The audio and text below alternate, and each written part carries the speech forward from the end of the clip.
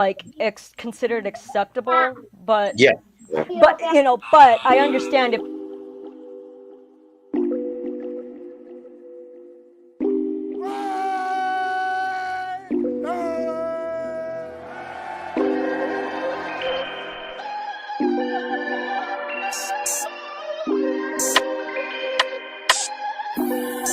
the Raider way, or the Raider tenets of commitment to excellence, just win, baby.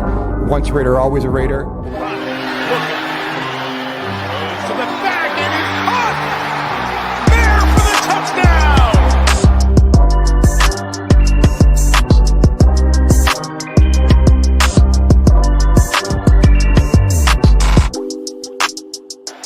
Zach Wilson throws in traffic. It's picked off by Robert Spillane. Spillane taking off. He's down.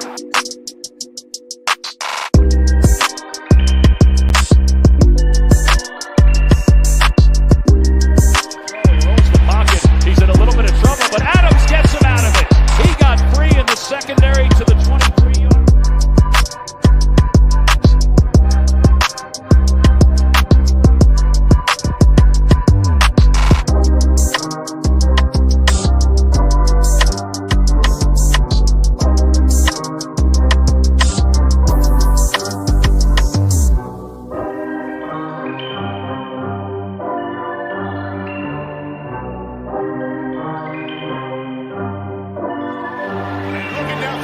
Adams, he's got it! Touchdown Raiders! Oh, a dice roll in Vegas for 6.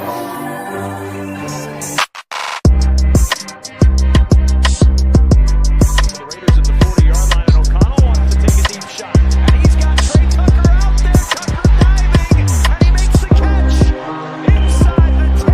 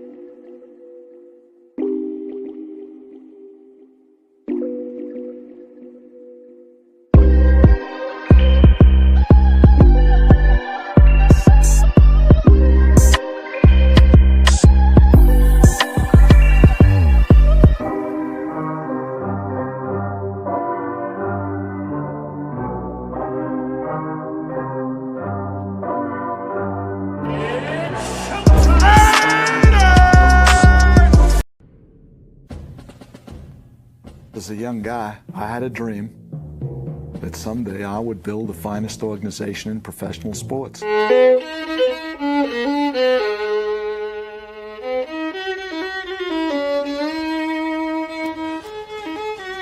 know, that's where we really should move.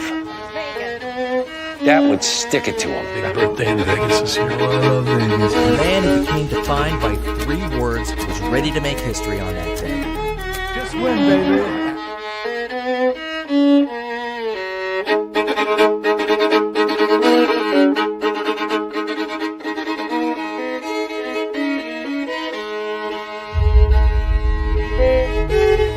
Breaking news, the Raiders have a new general manager coming. The Las Vegas Raiders are hiring John Spytek as their new general manager. Breaking news into First Take, Adam Schefter tweeted moments ago, Pete Carroll and the Raiders now have reached an agreement on a 3-year deal. Pete Carroll's the coach to go build up the Raiders. This is a great... With the 6th pick in the 2025 NFL Draft, the Las Vegas Raiders select Ashton Genty, running back, Boise State.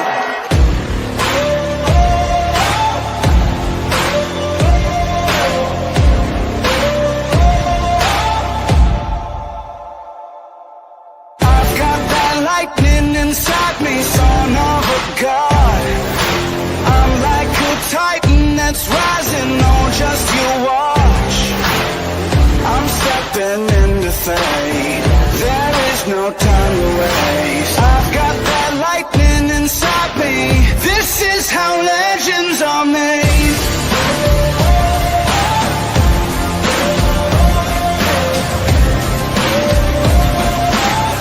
This is how legends are made.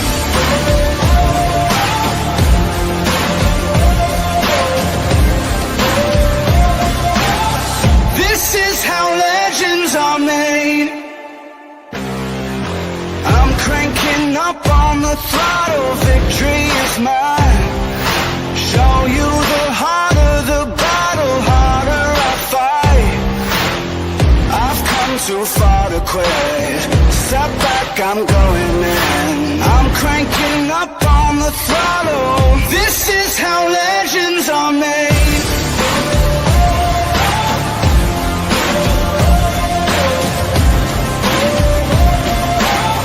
This is how legends are made. Salute Raider Nation. Appreciate you all showing up. Salute to the chat. Salute to the mods in the chat. Salute to everybody here on the panel. We have Blue, Sacktown, Mike, and Harvey here for tonight. Going to be talking about multiple different topics between Niners, Raiders, scrimmage, preseason, signings, and so on. So if you guys want to give a shout out, feel free and go from there. Hey, what's up, everybody out there? It's the #1 Raider Stunner. What? I want to say salute to you, Destin. Salute Raider Mike. Nice meeting you for the first time, and Raider Blue. And in the words of Oakland's own MC Hammer, let's get it started.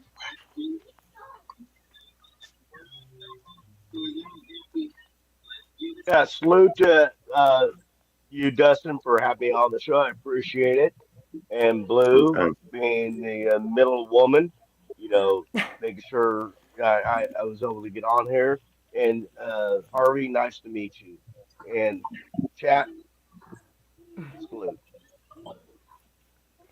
Same. Blue, my girl Blue. I love her. I know. I Salute, love you, Mike. I love you. You're a beautiful woman. Salute OG, Sway. Appreciate you all showing up here tonight. Salute to everybody in the chat here tonight.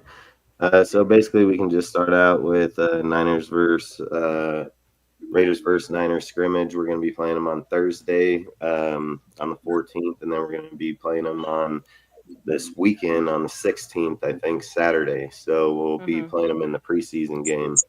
So basically, Kyle Shanahan had the option to cancel the practice because they have about 19 players injured on the team at the moment. But he chose not to. He was going to go forward and scrimmage us against it. And I think it's a good tell for us because, like I've said this whole entire time, like I'm a huge believer in playing the game. I've played it. Played it all the way to a very high level. And I've never shown up and ever said in my entire life that it's just practice, that, only certain things matter. Like every day that you're there, you're trying to be the best person that you can be, because that's what it's about, and you sit here and you see our team and where we're at, and you see all the highlights and all the reels, players doing this, players doing that. And then you go out in a mock game, you don't look really well. One side does, one doesn't. Then you get into the preseason game, and it seems like the same thing. It's just like a lot of missed coverages, a lot of missed connections in there, just really no rhythm. I've said, like, Gino, he only had six snaps. He had 3. I think they ran the ball 3 times for a -1 with Genty. Then Gino had 3 passes, 1 connect for 15, and missed 2 others. And I mean, you can't really base a whole, like how the player's doing on 6 snaps, only throwing 3 times. Aiden's deal was a little bit different because he had a lot more snaps, a lot more time inside there. And I've said, when you sit here and look at the way Aiden started this year in this system versus Aiden and Luke Getsy's system, and I hate to say this, and I just hate it, is that Aiden looked a lot better and comfortable in Luke Getsy's type system, where he comes out in this system, and there's a lot of things on the line, the players, but also with the quarterback. I mean, what I think, like with the Niners scrimmage, and my personal deal is like, when you see things like that and people are saying like, oh, it's the first game, it's the first preseason game, all right, well, this is a time that you make this type of shit up. You don't get all day long out here. It's like Tom Brady drafted Cam for a reason. He has a player that he believes has the traits, regardless of what round he's picked in or not. Kid comes out 6 or 7 for fucking 90 yards, touchdown, connection with different players. Like it was just instant, and it's kind of what I'm talking about, how players come from college right now coming to the NFL. They're like instant. They don't have to sit here and say, oh, they're getting acclimated to the system and oh, they're learning it and they learn it right away. We get veteran quarterbacks that are here 12 years, 13 years in the league, and then they come to another team and they're like, oh, we got to learn it all. I get that we're learning something.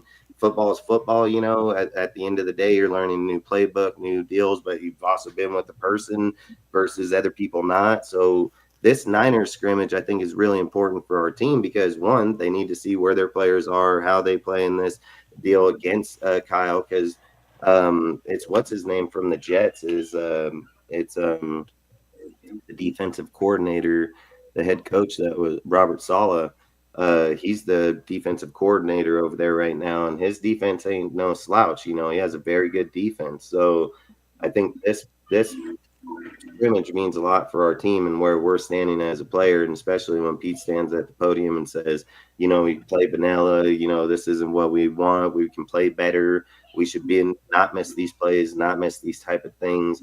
I think this type of practice is much needed to see where we're at as a team, period, in my opinion. But you guys can speak on it. Well, I think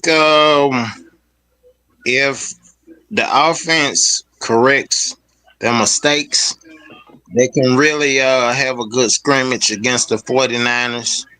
And what the wide receiver core that the Raiders got, they got a real good wide receiver core. They have a real good scrimmage too. But the thing that got to most improve on that scrimmage is that Raiders defense. They got to tackle real well against that 49ers offense because they ain't no slouches.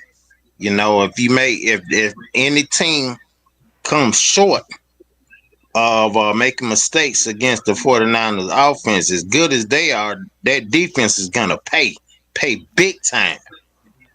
Yeah, but we're not paying. They're playing their first stringers. Oh, okay. I mean, this is, you know what I mean? In the scrimmage, it's basically, or like the shared joint practice or whatever, it's really just like the draft picks, the free agents, and the people, the trade, the new people, basically. They're just trying to show off their shit. And okay. And then and then they're also, but it's also a good time for the coaches, too, to run and, like, try out their offensive, defensive schemes and whatnot, but they do it in a controlled environment. Okay. So it works a little bit differently. It's not, you know what I mean? It's not like an actual, I don't know, not like an actual game per se. So basically, it's gonna be the backups that's doing the scrimmage. Everybody will play in the scrimmage. Everybody will play in the scrimmage. Yeah, everybody. I was about to say everybody plays, but that's what the highlight is. It's for all of the new people, basically. Oh, okay, gotcha. Yeah, I didn't know that. Yeah. I didn't know that. Mike? Oh, I just said as far as evaluation. Oh yeah, I'm here. Oh, okay. I'm like, what I think about the scrimmage? I would just Hi, Pumpkin. I think it's great. I mean, anytime your team can go out and play another, tired of bouncing off of each other and tackling each other, they want to go hit somebody. In the scrimmage, I know they're going to be limited on how they can do certain things because both coaches are going to set up limitations on what you can do, what you can't do. But when the preseason game comes, we'll find out more. But I have a lot more to say, but I know it's but that's a topic for whenever that topic comes up. Yeah, I think in this, go. Oh, I was just gonna say I'm curious to see, on the preseason game. What I'm stepping ahead again. Even in scrimmage, I know it's not live, but we'll get some views. So I want to see where these guys were playing and stuff, and are they still keeping with what they got going on? Or are they going to move on? So that's it for me. Oh. Good point. Yeah. Yeah. The scrimmage Good and the point. preseason is a good time to gauge that. Right, it is. Right.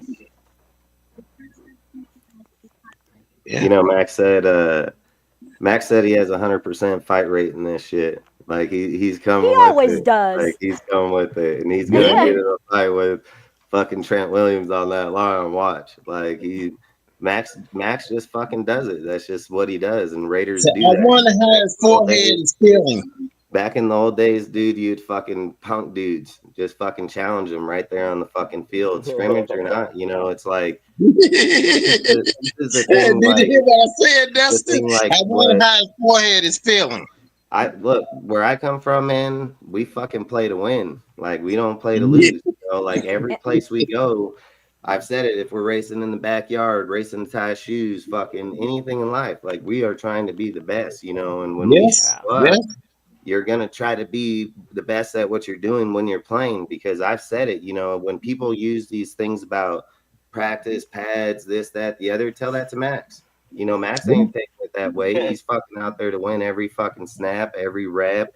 You know, Yeah. great players are there to fucking be great. You know, other Yeah. guys stand around and take lessons and so on, just challenging himself. You know, and that's something like I said, like when I grew up, the type of football you watch is that type of football where you have other people challenging. They're a tough team, dude. They're just a lot of good players around, you know. And for the first time around, like our roster looks really good. It looks Yeah. good. It looks like a really good team, but you got to also start putting that shit together. You know, I've said this type of things when you use examples about how teams look, because that's the way we're supposed to base our team is how other teams are looking at it. You know, Harbaugh comes from Michigan last year, shows up to the Chargers, fucking, you know, comes in and takes them to the playoff. Dude, looked like a pretty good team.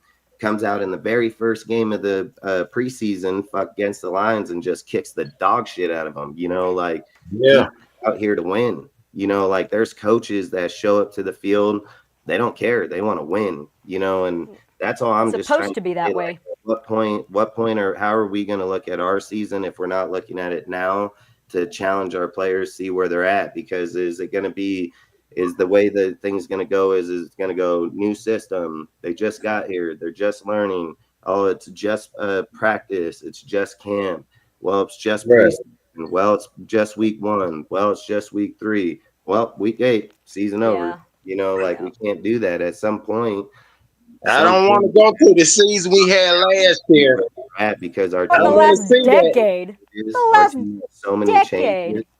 You know, like the changes are there's so many of them. If you're not seeing the result now, do you think it just kicks on right when the, you know, first game comes on, that all of a sudden everybody quits messing up, throwing interceptions, practice, missed tackles, all these things? Do you think it just boom done? The Oh, for line sure. perfect, you know, like if You play how you practice. Yeah. Yep. Because I was like that when I played right outside linebacker in high school. Lawrence Taylor, my favorite, the greatest defensive player. When I saw him break Joe Theismann's leg in 1985, I told my dad I had to play this game when I get in high school, and that's what I did. I played with intensity, just like LT. So I'm just like Max Crosby on that field, you know.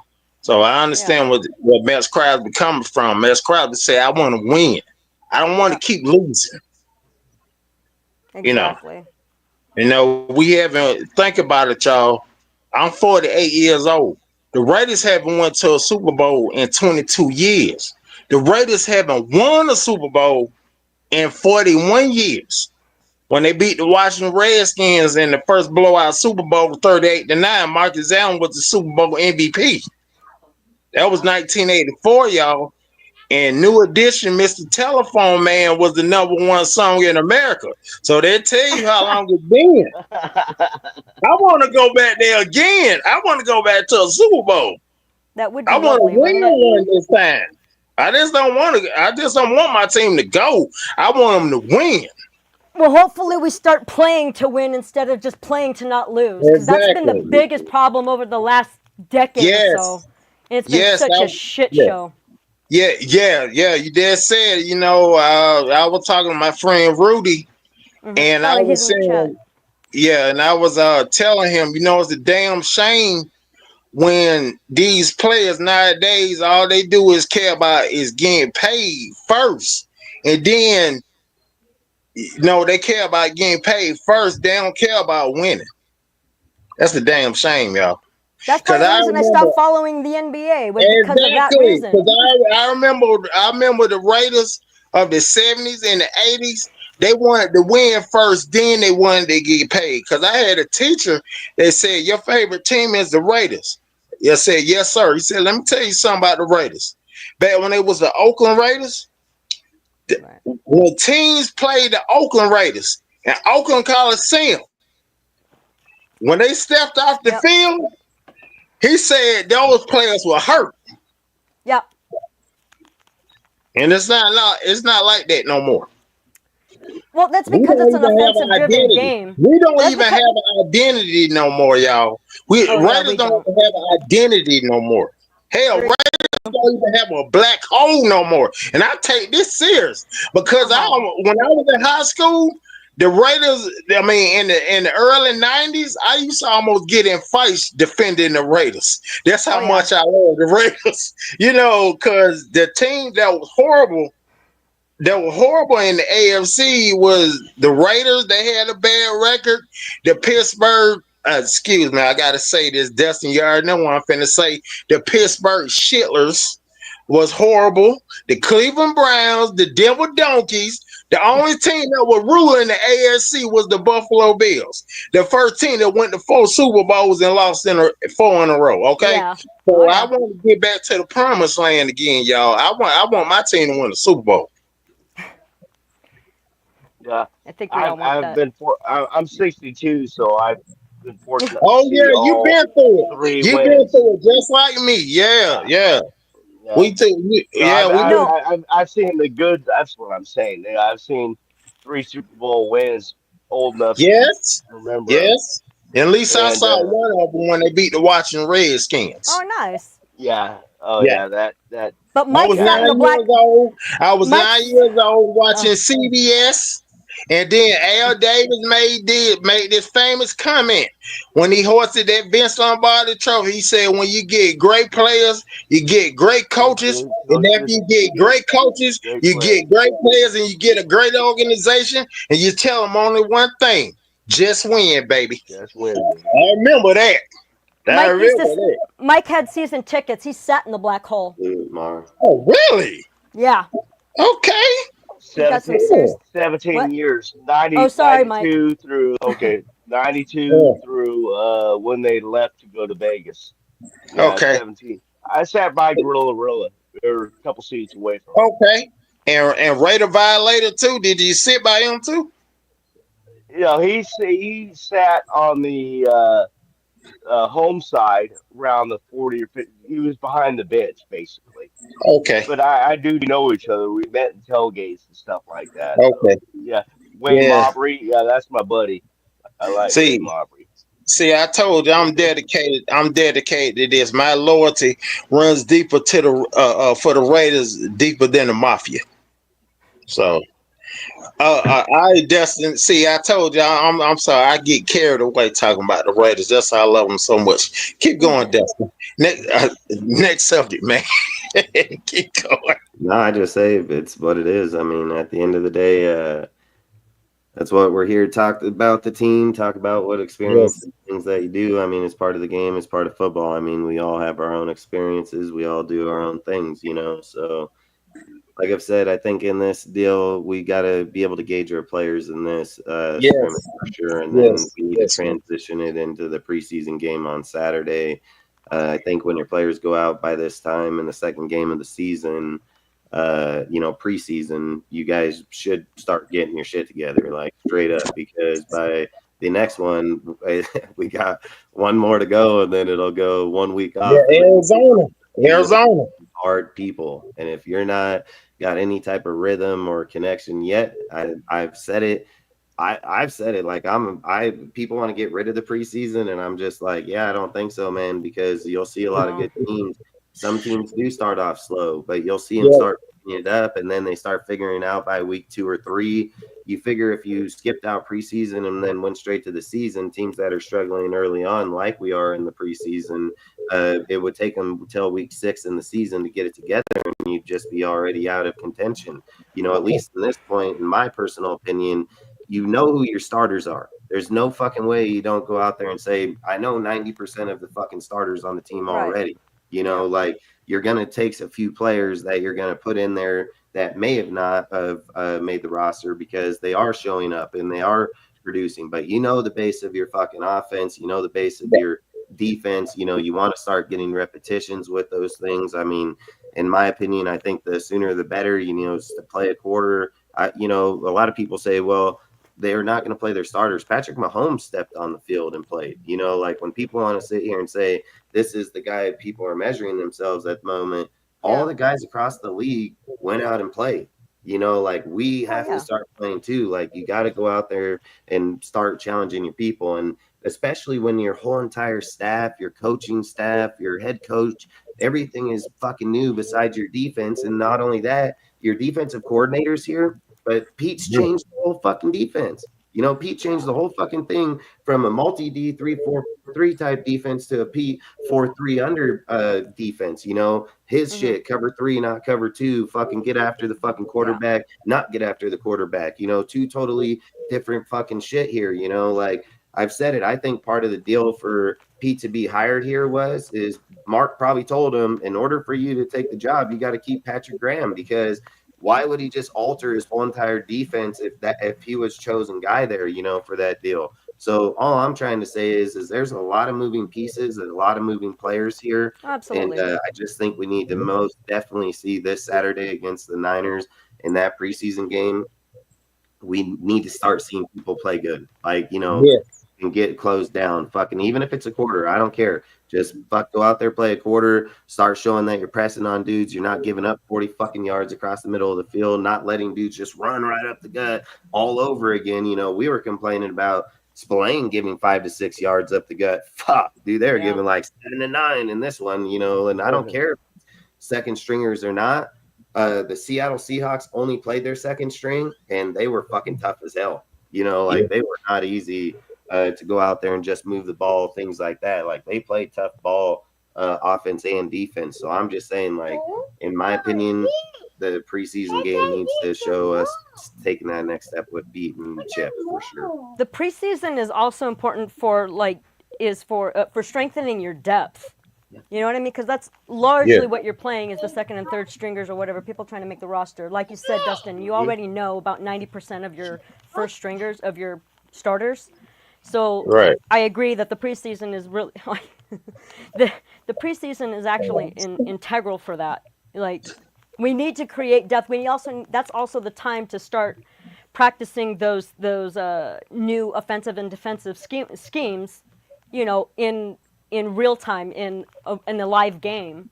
Get the bugs out while you can, if you can, see what's feasible, make adjustments and whatnot. And I will say that was something I was happy to see in the Seahawks game. And trust me, there was not a lot to be happy about. But one of the things I was happy about was seeing that the coaches were able to make second half adjustments. They did improve in the second half, and then obviously in the fourth quarter for obvious reasons. But I saw adjustments being made. Even though it was still shit, it was more polished shit. And I was happy to see it.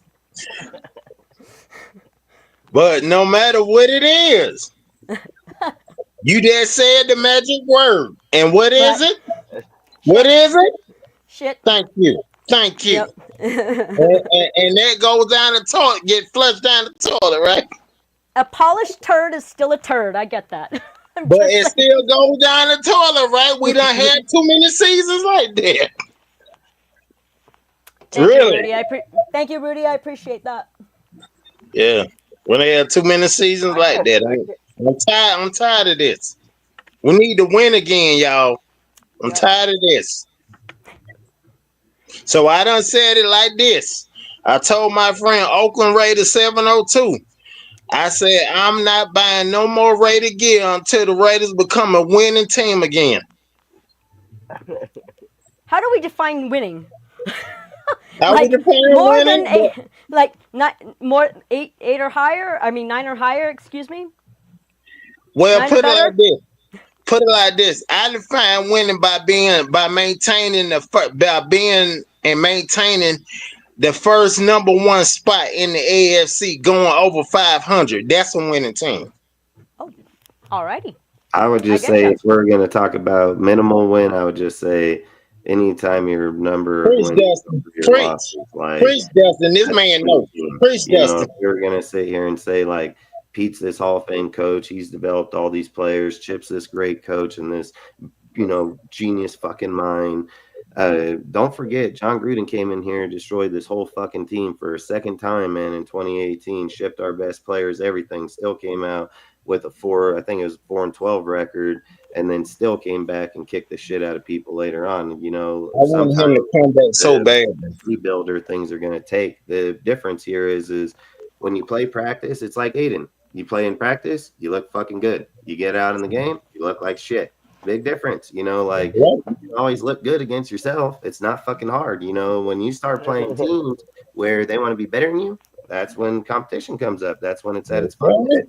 So if you're not ready or prepared for that shit, believe me, this is what I'll guarantee every one of you right now. Max Crosby will be ready for every fucking game he plays, every fucking player he plays. He gonna play his shit at the highest level. So if people back here are saying, we're getting used to it or this, hey, they're not fucking playing at his level. And that's my point. We got to get to a level of point where you're starting to play with that energy every game, every down, every place, like if you're there for that reason, that's what you should be there for. Otherwise we're just failing ourselves. I get it that there's going to be new players, new people, new system. But if we sit here and say AP goes 4-12 and then Pete comes out here and goes 4-12 with this whole roster, that's crazy. That's crazy as hell. So if I'm defining winning, I would say we'd have to at least be fucking 9-7, right? That's still 16. So it'd be 9-8. So I was about to say, but McDipshit managed to do the same thing when we had a similarly strong offensive roster. I'm just saying, what we had on paper at that time, arguably, we should have been one of the best offenses in the NFL, and we had McDipshit behind the steering wheel. So we all know how that went. Dustin, me, Rudy, we all said the same thing. The Raiders should have got John Harbaugh when he came out of Michigan. I wanted him to. Rudy told me, Rudy, if you hear me, you know it's true. Rudy, my good friend Rudy, told me that the Raiders had multiple chances to get John Harbaugh and they didn't get him. But instead, they went with y'all know him as Antonio Pierce, but I call him Ball Bull from Mike Tyson Punch Out. Because you look just like Ball Bull from Mike Tyson Punch Out. When Harbaugh left the Niners, we tried to summon a meeting with him, and he didn't fucking come. He straight left and went straight to college. He didn't take our fucking invite here, and he didn't take our invite the second fucking time either. Well, I was about to say that was back then. That was Jim Harbaugh. That was Jim Harbaugh. Wanted to hire him, but Harbaugh never fucking came here one time. Not once. Okay, I didn't know that. Okay, gotcha. Yeah, it was Jim Harbaugh, not John. San Diego Chargers. Oh, Jim. Okay. Jim Harbaugh, yeah. Jim getting mixed up. He knew he was going straight to fucking the Chargers.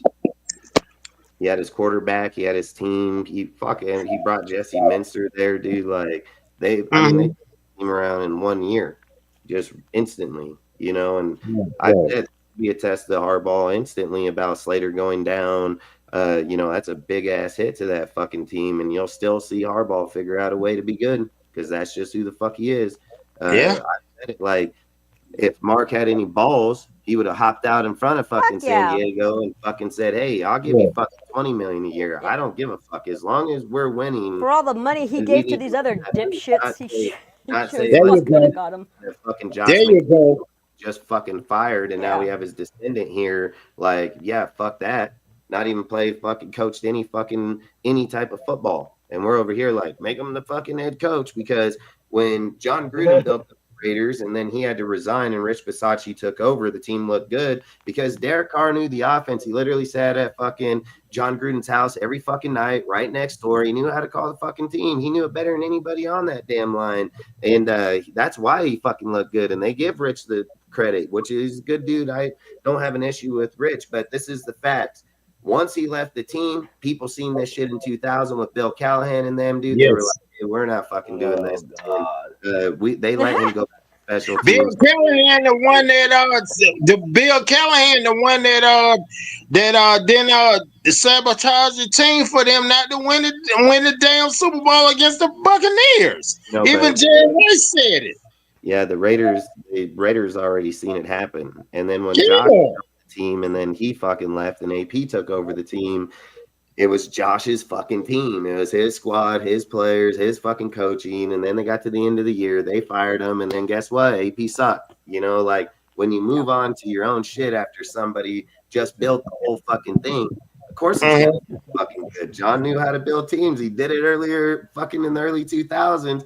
That anybody on his team. But guess what? People want to say, oh, they sabotaged this game, this, that. Bullshit. John Gruden went and picked Rich Gannon off that motherfucking Chiefs team, brought him here, developed them when every motherfucker out there said, don't get that guy. Don't fucking get it. But he just came from Philadelphia, dude. He got here. He had fucking Sean Payton, his fucking quarterback coach over there, comes here, goes over there, picks him up, brings him here, turns him into MVP fucking quarterback. Not only that, when he leaves, the team's still fucking good enough to go to a Super Bowl, and John Gruden knew how to fucking destroy him. John Gruden fucking destroyed that fool. He knew his fucking play actions. He knew his pump fakes. He knew his fucking reads. He told fucking John Lynch, everybody on that defense for the whole fucking week, this is what he's going to do. This is how it is. Go look at John Lynch's mic up. It says, he'll say straight up, he's like, this is fucking scary as fuck. He's like, it's everything that fool told us in there. And he even tells Brooke right in the fucking game, hey, don't fall for the pump here, and then fucking picks him off, dude. Like, they knew the guy inside and out. When an individual builds something, it's his. He fucking put all those. He knows every fucking player. He knows every fucking part of that deal. You know, like, John's a fucking very smart man, dude. And I've said it, dude. Like, even with our team and over 20 and in years, that Super Bowl, if y'all remember what Dustin talking about, Rich Gannon threw 6 picks in the first quarter. They got humiliated, dude. Like, we got humiliated. Well, the defense was calling out the plays before the ball was snapped. Yeah, they knew what they were going to do. Yeah. That Super Bowl was so horrible, y'all. I watched 2 quarters. I watched 2 quarters of that Super Bowl. I said, this is not the same team that ran roughshod on teams in the AFC. So what I did, I came upstairs. I came upstairs out my father's sunroom when he was living. I cut on my PlayStation 2 and I popped WWE SmackDown. Here comes the pain and put my frustrations out on the Undertaker. You know, you ever watch tape on Luke Kuechly?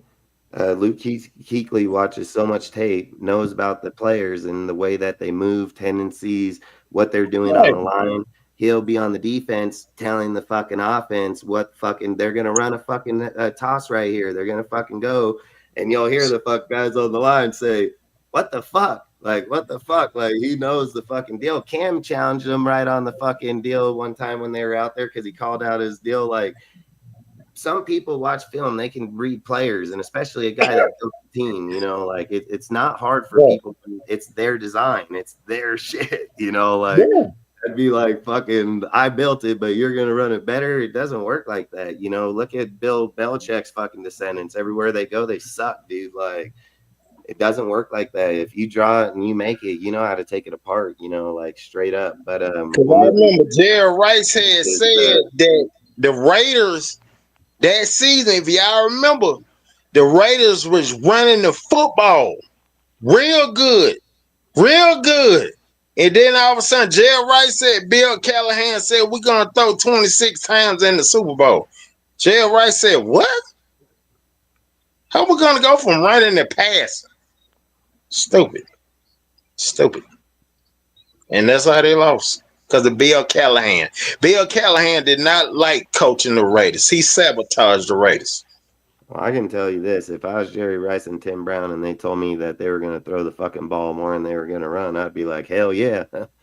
I mean, fucking, that's why you're there for. Fucking Jerry Rice has set MVP records, touchdown records, fucking Yes. records in the fucking Super Bowl. So to sit and imply that a receiver of his stature would be like, hell, fucking run the ball more than pass, that would be crazy. Man. Well, that whole Super Bowl. This is your topic here. Gruden won a court case against the NFL, or just Gruden in general, however you want to talk about it. One of the reasons why I brought this topic up for a couple of reasons. One, I don't know if, for those of you who don't know, Mike, I know you know. The MS in my name, Blue MS, the MS stands for a Master's of Science. I have a Master's in Forensic Psychology. So I am a nerd, okay? I am a massive fucking nerd. I love law. Don't worry, when I was a kid, they used to call me a nerd too because I wore glasses. Well, there you go. But my point is so, and I did my undergraduate in psychology and criminal justice, so I actually do know quite a bit about law. And this Me too. My father was a lieutenant. Didn't mean to cut you off, for the Atlanta Police Department in 34 years. I know about law too. So there you go. Awesome. Keep going. I'm talking about court law, not law enforcement. Yeah, well, law is law no matter how you look at it. All right, let her talk. Oh, sorry. It's okay. So I've heard and seen some very interesting descriptions of what happened in Gruden's case. He did not win his case against the NFL. So what actually happened is that he did win a case in Nevada Supreme Court.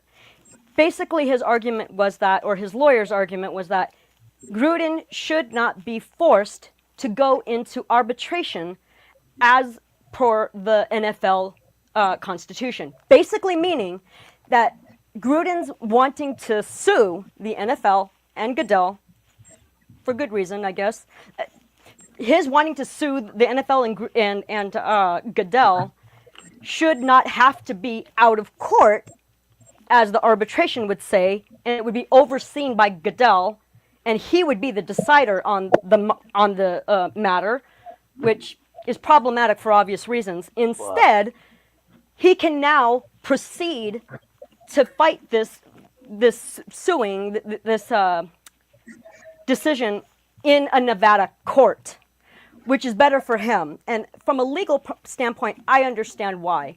So, long story short, that's what Gruden won. Gruden won the right to sue the NFL and Roger Goodell in a court of law, as opposed to going into arbitration. Arbitration is something done outside a court. That basically means that it's done in private, right?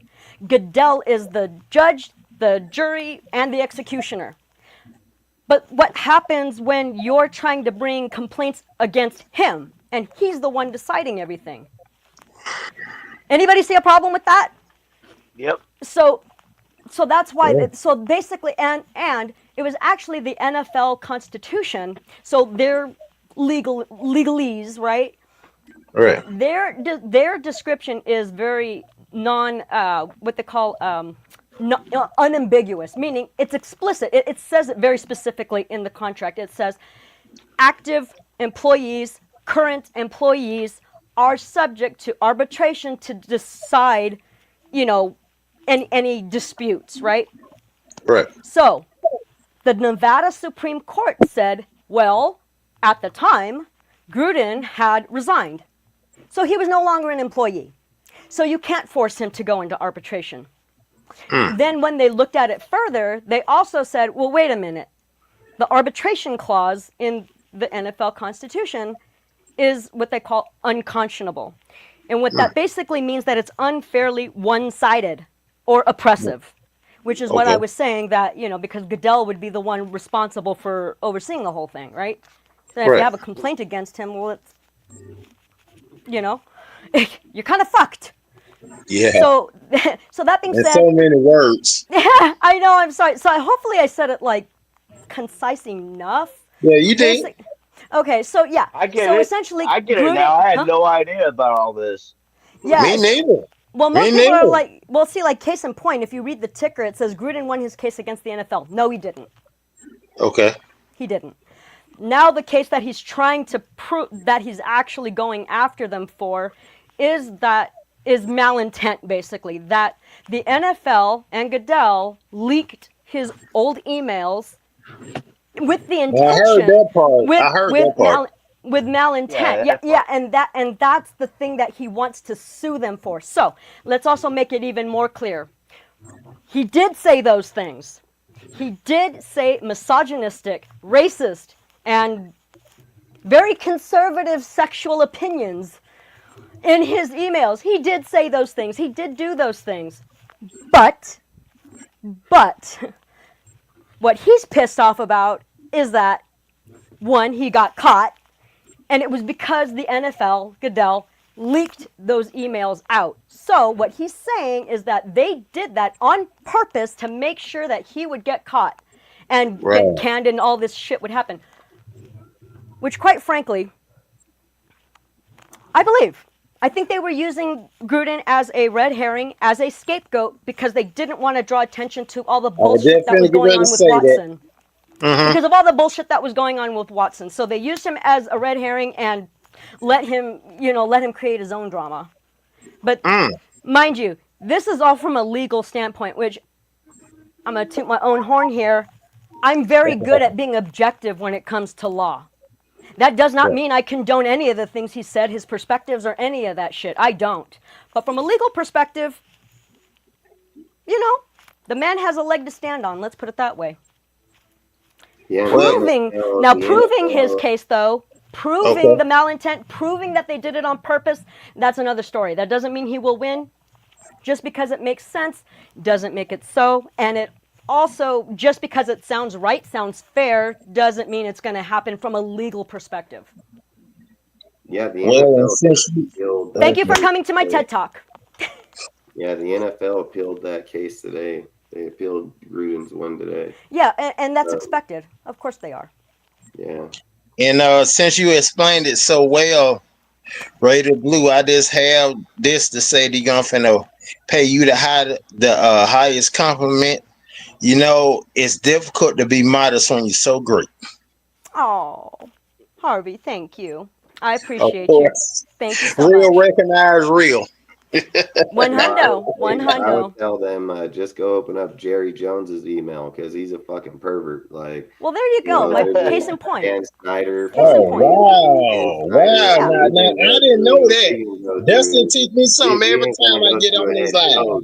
I didn't know he was a pervert. We can go to fucking owners. We're talking about a head coach, which 80% of the fucking community of that does that. Fucking period. You forget where all of them come from.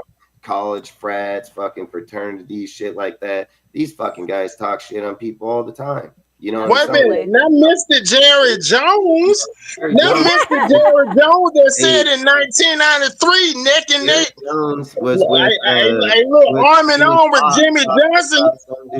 They said, how about them Cowboys? Not that Jerry Jones. That Jerry Jones. That guy's older than dirt. On camera talking about one of his players' dicks, like Jerry Jones. Oh man! And I heard he's a racist too towards black people. A white old man from Dallas with a shit ton of money, racist? Never.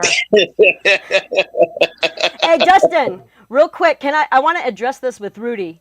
So he made a comment in the chat, and he goes, they violated Gruden's First Amendment, Fourth Amendment. They illegally hacked into his meal. So Rudy, to be clear about that, actually, I understand what you're saying. If it was his private, personal email, it wasn't. This was company emails. Ooh. It was done. It was done while he was employed. Washington to get him. They went to Washington's deal and pulled. They went to Washington. What? Yeah, but they subpoenaed them. But here, and they have the legal right to do that. They got it at the Washington Redskins faculty. They went in there and fucking raided that deal because of Dan Snyder, and there was an equipment manager that was playing or on the team at the time. He had these deals, and when they were looking through his emails, that's when they stumbled against John Gruden's and so on. But they knew that in June. They knew that in June that year, and they never brought nothing up, never said nothing about it. They waited till we were into the season, fucking playing, started winning. Fucking Ruggs looked hella good, all this shit, and then all of a sudden, boom, emails just surfaced. We're talking months later. These guys knew all that information in June.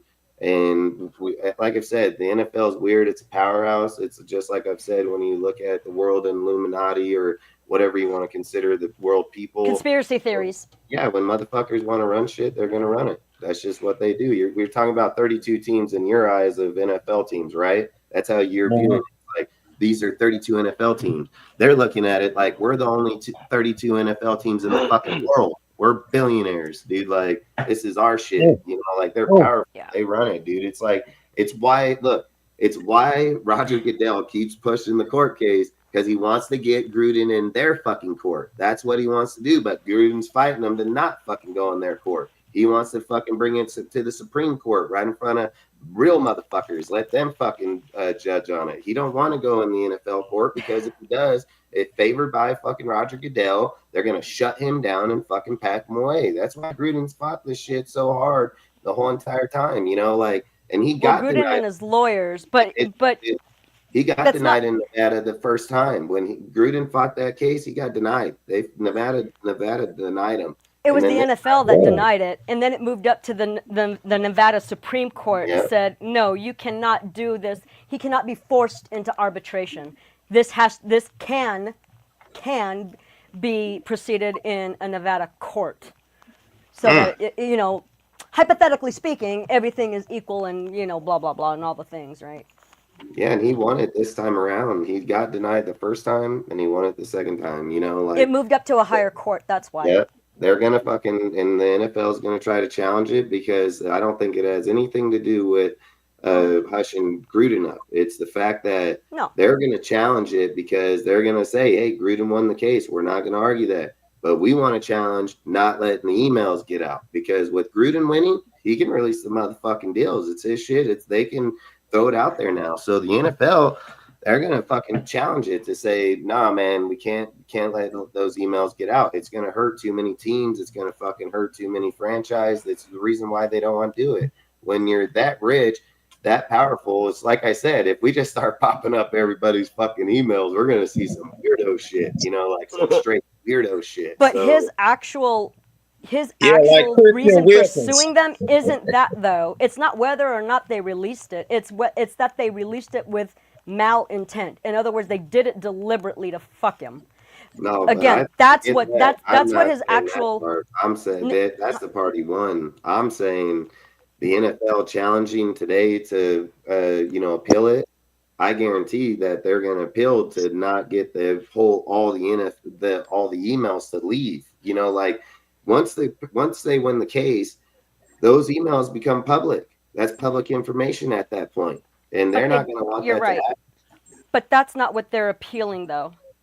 Yeah. It's whether or not because he's suing them is what he's doing. It's not like a legal charge he's bringing them. He's suing them basically for defamation of character, saying that what they did was with malintent, and they're appealing that. So they're not settling out of court. Like, in other words, Gruden's argument with that could go into arbitration, right? And they could just settle out of court. Companies do it all the time, right? But they're appealing it. They're saying, no, we didn't do that. It wasn't with malintent. We're going to see you in court. But like you said, Dustin, they're going to fuck themselves by doing that. They're going to fuck themselves. In the beginning, and he turned him down. No, I know that. He told him, and he should, and rightfully so. And rightfully so. Yeah, he said, I'm going to take this to the end. He said, I'm going to challenge this to the end. Yeah, and he should. Salute out. From a legal standpoint, he should. Salute everybody. Say, Raider Mike, I like your jersey, man. That Darth Raider, Lyle Zato, man. I like that. I like your style. Hey, look. Thank you. Hey, look, like, hey, look, I like your style, man. Real fresh, man. I bet you know I didn't know who that jersey was. I told you, man. My loyalty runs deep to the Raiders like the Mafia, man. Hi, sweetie. Yeah, I can't buy current players because I'm a jinx. Okay, and just to let you know, Raider Blue and Raider Mike, my cousin used to play for the Raiders. His name, he was a 2-time national champion, and he was a middle inside linebacker for the Oakland Raiders. Rolando McClain. Oh shit! That's my Oh yeah, cousin. Orlando. Yeah, I remember Wow, That's him. my very cousin. cool. Absolutely. Wow. Yeah, he messed up his That's a career in the NFL. yeah. It happens. It'd be like that sometimes. He most definitely fucked it up. He most Just definitely saying. Yes, could have been a yeah, bad. yeah, Hey, yeah. Hey, So you know, I had to I give him was a gonna piece of say my that mind to when I his talked to him. family. hey, I'll always remember when that motherfucker suplexed that fool on the fucking dirt, dude. Like, I'll Yep. Yeah. remember that. So I had to give him a piece of my mind when he left the Raiders. I had I'll to give him a bet. piece of my mind. I called him in Alabama and told him, I said, man, I said, do you realize who you played for? One of the greatest franchises in NFL history, and you just gonna fuck up your career like that with the Raiders? Said, you lucky I ain't looking at you right now. I wish I had me some baby powder right now. I slap you across your face. Yeah. I mean, Yeah. there's Oh, worse yeah. places to get Linebacker's hit. my favorite position to watch. I love Yes. linebackers. Right I outside didn't football like linebacker. you guys did. I only played Uh-huh. Pop Warner, but that's what I played was linebacker. So I bought a Baker jersey, gone next year. Then I bought an Eric Bart See, jersey, when I came gone up, it next year. wasn't called. See, when I came up and see when I came up, it wasn't called Pop Warner. It was just called Little League. Yeah. Well, it was actually I wasn't in Pop Warner, but in the Police Athletic League. But most Right? people don't Yeah, know what yeah. They that had is. one. My father was a lieutenant on the Atlanta Police Department too. Yeah. Oh yeah. Oh yeah. He said Rondo should play in the WWE. Get on the Oh fucking yeah. board, that Yeah, shit. they need all the help they can get with the WWE because I call the WWE. It's so old. I call it World Washed Up Entertainment. You're not entirely wrong. It's so soft now too. It I is. mean, See, I it used was to be better. I was like an It was indie wrestler. I used to do it out here in Vegas, and I what? love indie wrestling way more than pro. Yeah. Pro to me is just She's got all kinds of secrets, man. They Yeah. aren't secrets, but a lot. Blue's got a lot of things going So on. WWE, hey, look, aw. WWE ain't been better since it was called the WWF in the Attitude Era, 1998, Oh 99, yeah. like that. Stone Cold Steve I'm Austin, sorry. Generation X, the Nation of Domination, then the Nation, ain't like Oh that no yeah. more. All that good Yeah, jazz. I'm What sorry, my yeah, Blue. Vince, I interrupted you, Blue. I'm sorry. me? Vince Oh no, McMahon you finna didn't. get You're ready to fine. go to the pen. Vince McMahon finna get ready to go to the penitentiary. Yeah. Remember I told you, he gonna be cellmates with P. Diddy. Rudy, he goes The Rock. Yes. Back when he was The Rock. Yes. Yes, yes. Yep. And Stone Yeah, Cold. Blah blah blah. Yep. All those yeah, guys. yeah. That was back Rest when in it used to peace. be cool. Yeah, rest in peace, Owen Hart. That man should have been Yes, WWF absolutely. champion. That man should have Mhm. been WWF champion. It's Vince McMahon, he ended up dead. Yeah. Vince McMahon, folks. Oh yeah, and the Undertaker. I was a fan of him Yeah. too.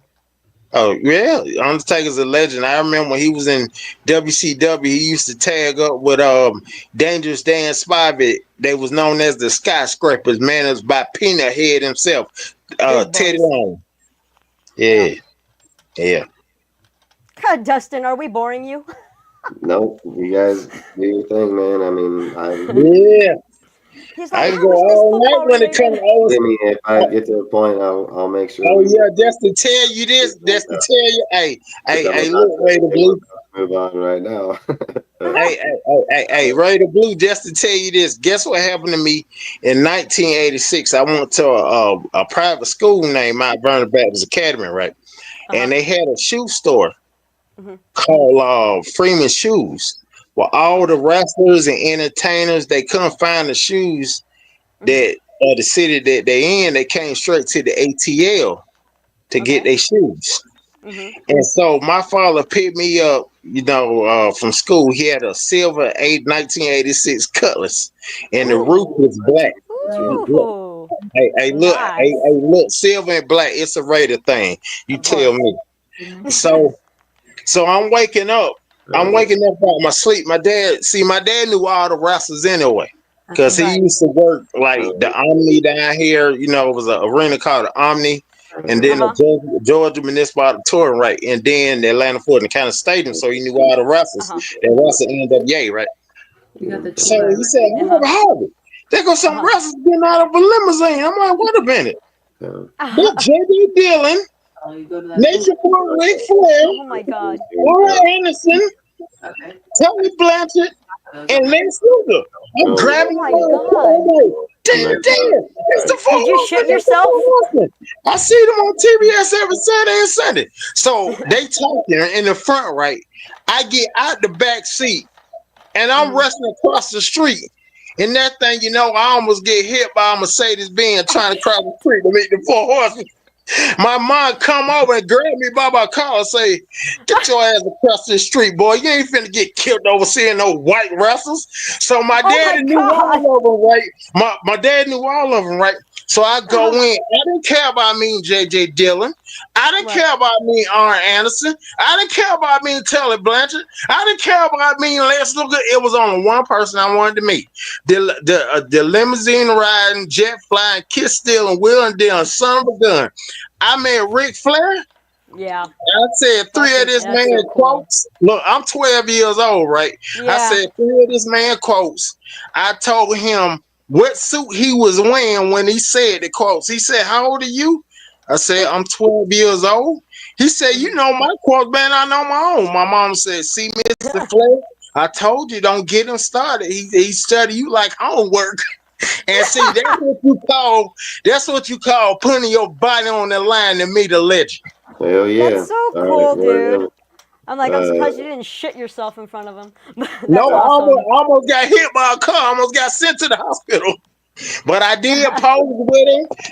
I held the symbol of excellence, the four fingers. I met him. Yeah, I met him. Yeah. All right, so we'll talk about the wide receivers and the safety signing that we just got. We went out here and signed Terrell Edmonds and the safety from Pittsburgh, playing I think with the Titans last year.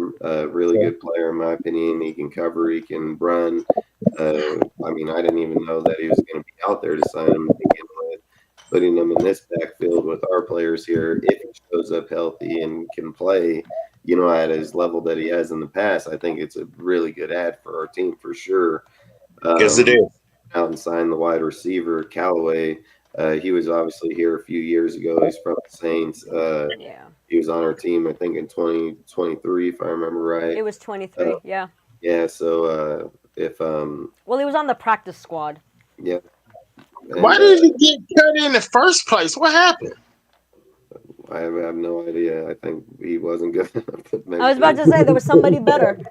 Or somebody better. Okay. There was somebody. I mean, that's what it boils down. Somebody was better. That you know. Okay. We're going to go into the scrimmage. They cut a player that was at the wide receiver position that I didn't really know. Don't even know who he was, to be honest. Yeah. In there, you know, obviously they're going to be planning to throw the ball, you know, go out there and see what their players are doing. I've said you go into scrimmages, you're going to bring camp bodies. I don't think Edmonds is a camp body. I think Edmonds, if he plays well and he does well, I think that he'll be on the fucking team just like Jamal Adams. Jamal Adams come out here, played really well in the preseason, looked really good, going from a safety to a linebacker position, and he played it pretty good. So I'm not going to sit here and say, like, if Edmonds plays at a good level and we're talking about Chin, Paulo, Edmonds all in the backfield right there, I think that'll be a pretty good lineup depth-wise. So, receiver, I mean, I think everybody knows who the base four receivers are. So if you're looking at like 5 and 6 practice squad players, we have a lot of players on here, and I think there's better players than Callaway, in my own personal opinion, on this team right now that did play well in this last preseason that we'll talk about here in a minute. But I think there are players that they better, like Callaway, if he's going to make it, he's got to, like, you're going to have to step it up, because I think there's good players on this team at the moment. And I think, like I've said, him being here before, I don't know personal reason, but if I'm, I'm going to say he didn't fucking make the team because he wasn't good enough. You know, like, you can come from a system when Sean Payton's using them in his offense and things like that It's an offensive genius. Knows how to move rotation.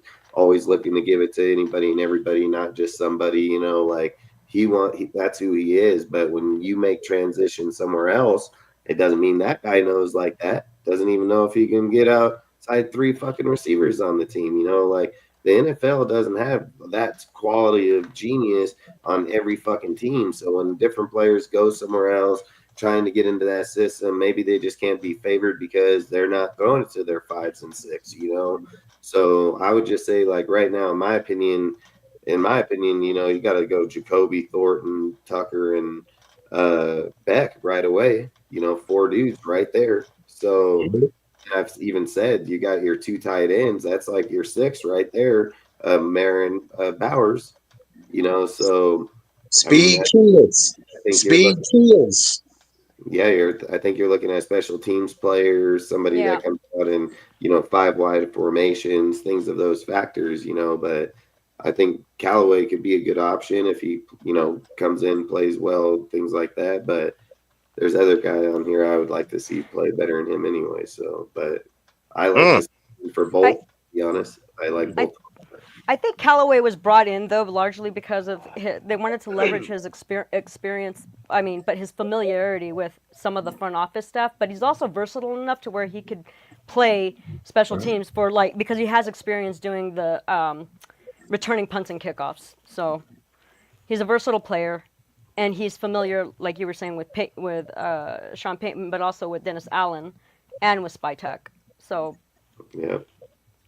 I don't hate that they got. I don't know. I think he was more for creating competition in training camp because, like That's you what said, I think. And it's a good pickup because it is that piece and it is got the competition there for sure. Yeah, I mean to support Beck and Thornton. I mean, and Edmonds oh, sorry, Mike. I'm sorry. Please. No, you're going. You're going. Go ahead. I'm sorry. I thought you were done. Go ahead. No. Finish. Me done. Come on now. She like the Energizer Bunny. She keep going and going. Got them lithium batteries. Yeah. No, you're fine, Blue. I'm sorry. I interrupted. No, you're fine. I was gonna say with Edmonds though, like you were saying, to your point, Dustin, is that I think he's also a good fit for Graham's cover 3 defense system. Because he's better suited for a strong safety. He does better at the line of scrimmage, say, than in deep safety, right? But that also means to me, the point I was actually going to get to is okay, yeah, he fits in the system great. But the other thing too that says to me, as we were talking about earlier, that our team, as of right now, seems to really be lacking in the depth department everywhere, pretty much. Yeah. It also shows that they don't have as much confidence in Trey Taylor and Smith III. Because those are the 2 that are fighting for that third spot, that third safety on the roster. Yeah. With Edmonds, they should also be able to. They would also hypothetically add veteran depth to the secondary, which is clearly where we're struggling as well. So, Mike, I couldn't have said it better. Oh. I mean, the points I was going to make was Callaway. I think he's a cam body. I really don't think. Yeah. Anything but if he makes the practice squad, he'll be lucky. I mean, we've already went through this routine before with Callaway. He's not that good. Edmonds has a chance, and well, also because of the wide receiver room is so deep right now. I don't see him standing a chance. I mean, if we keep receivers, I don't see him being one of them. But Edmonds, I think, has a better chance because our safety room is kind of depleted. It's not that great. It's not deep. So, but I think he'll have a chance to do it. He's done it before, but so yeah, that's a shot to make. I don't know if he's going to make 53 though. But we'll see. We got a couple preseason games to see what these guys can do. Because they're going to be playing them. To see if they need to keep them or not. But I think Edmonds has a way better chance of making somewhere on the team, and of course too, like you mentioned, Blue. That's it for me. That's all I got to say about that. I concur. You have anything you want to add to it, Harvey? Well, I'm just going to tell you like this, Dustin. I don't know too much about Edmonds, so I ain't going to talk about somebody that I don't know about. And plus, he played for the Pittsburgh Steelers anyway. You know how I feel about that team being a Raiders fan. So. He played for so many fucking teams, though. Oh, he did? Like Yeah. I told you, I don't know. I don't know anything about him. Ain't nothing wrong with that. Good for He's you good. for saying so. He's a good safety. When he played with Pittsburgh, man, he was a really good player. I mean, regardless. So of, he was physical. Was he physical? He was physical after the run and the pass. He can get after both. He's really good. Okay. I think he can come in here.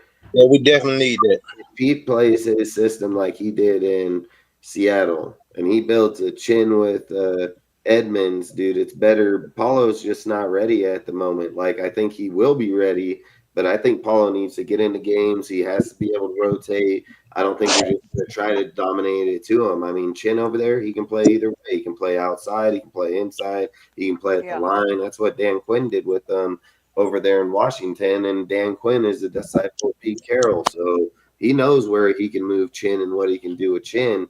It's what can you do with the opposite side. If you look at it with the Lonnie Johnson signing, everybody was like, who the fuck is this guy? Nobody even heard of Lonnie Johnson. Like, nobody, they were like, what the hell is this? They look him up. They're like, oh, this is a special teamer. This is a gunner right here. It's an ace. And then the next thing you hear in camp, fucking Pete's like, oh, this dude fighting for a starting or rotation. You know, like, that's like, we aren't looking at the team when we see those signings the same way Pete and them are looking at the team. They're looking for a certain type of deal, certain physicality. They want a certain size. You know, it's proven with the Jacorian Bennett trade that his size was not going to fit what they're doing here, you know, just plain and simple. And I've said it, when a player is injured and he's a number one corner or receiver, tight end, halfback, any fucking position, I don't care. When he comes back from injury, he doesn't go to the twos. He goes straight back to his position. He's in the ones and he goes forward. You know, it's just what it is. You know, there were signs that Pete and them were saying, like, hey, this is why the JPJ thing might get a little skeptic. You know, do I think it's going to happen? No, I don't think it should happen. But come on, they did this with Bennett. They held him out. They pushed him outside deals. They came up with reasons why he wasn't practicing. How come he wasn't? They talked about it the same way that they did with Bennett right before they shipped the fucking guy. So, you know, when a coach, people come to the table, I've never seen a coach in my life, and I've watched a lot of pressers. I've seen some crazy fucking guys in the 90s and 2000s that, you know, Jim Mora come to the fucking deal, you know, fucking playoffs. What the fuck? You know, like, I've seen crazy, but I've never seen somebody just outright say, like, yeah, we're going to get rid of this fucking guy. You know, like, I've never seen it. You know, it's politics, dude. Right. Politic deal. So they're going to say whatever makes everybody think, okay, this is what's going. And then the next morning you wake up and they're like, gone, you know? So I'm not saying it's happening. I'm just using it as an example. That's how it starts. You know, that's the vision that starts that fucking conversation, is those type of things, because it's already happened, you know? So I've said, like, in these type of deals with these coaches, these type of, you know, spy tech and them, they're looking for a certain thing here. And that's why I think the Edmonds signing is a really good signing, because, and not only that, it's the Jamal Adams signing. Like, the Jamal Adams signings is a brilliant signing, because the dude's a Pro Bowler at the safety position. He played good against the Seahawks. He really impressed me. Yeah, he played under Pete in Seattle. He fucking was a Pro Bowler there. He can't cover. So at that point, Pete knows his weakness. He already been there. He's seen him. He's like, look, man, you're a liability in that back end if we're trying to do what we're doing here. We got a 6'4" Paulo. Now we got an Edmonds there. Bringing him down, having him gain a little bit of weight, and him playing linebacker. I've said it. Adams is the guy that's going to put the fear in you, dude. Like, I don't care what anybody says. That dude headhunts like he wants to fucking hit the shit out of you. So when you're playing linebacker and you're that close to the line and you have a Travis Kelce trying to do a fucking drag route right off the fucking line, and here comes Jamal just fucking knocks the shit out of you, you know, like, That's where fucking turnovers, forced fumbles, these type of pressure moves matter. But you know what he would have had to do if, let's say, he doesn't sign Jamal and put him down there? He has to go up here and get Chin, and now he has to play Chin all over the fucking place to make up for that. He don't have to do that now. He allows Chin to play over the top, play in his original position, float around, make on the back end of the field, like. So the Edmonds signing, if he works out, because he is a good player in his past, but I've always said you're only as good as the last game you played in the NFL, man. That's why it stands for not for long, So I would just say if Edmonds shows up like he has in the past and he can play out in that back with Chin, we're going to fuck some people up. Like, I don't care what any, like, we're going to fuck them up. Like, that team's going to be hard as hell on that back end. And I'm going to give Jamal Adams the highest compliment for his position of when he was a free safety. His intensity, his integrity, his intelligence, and his hitting style. He reminds me so much of the headhunter, Ronnie Lott. He really does.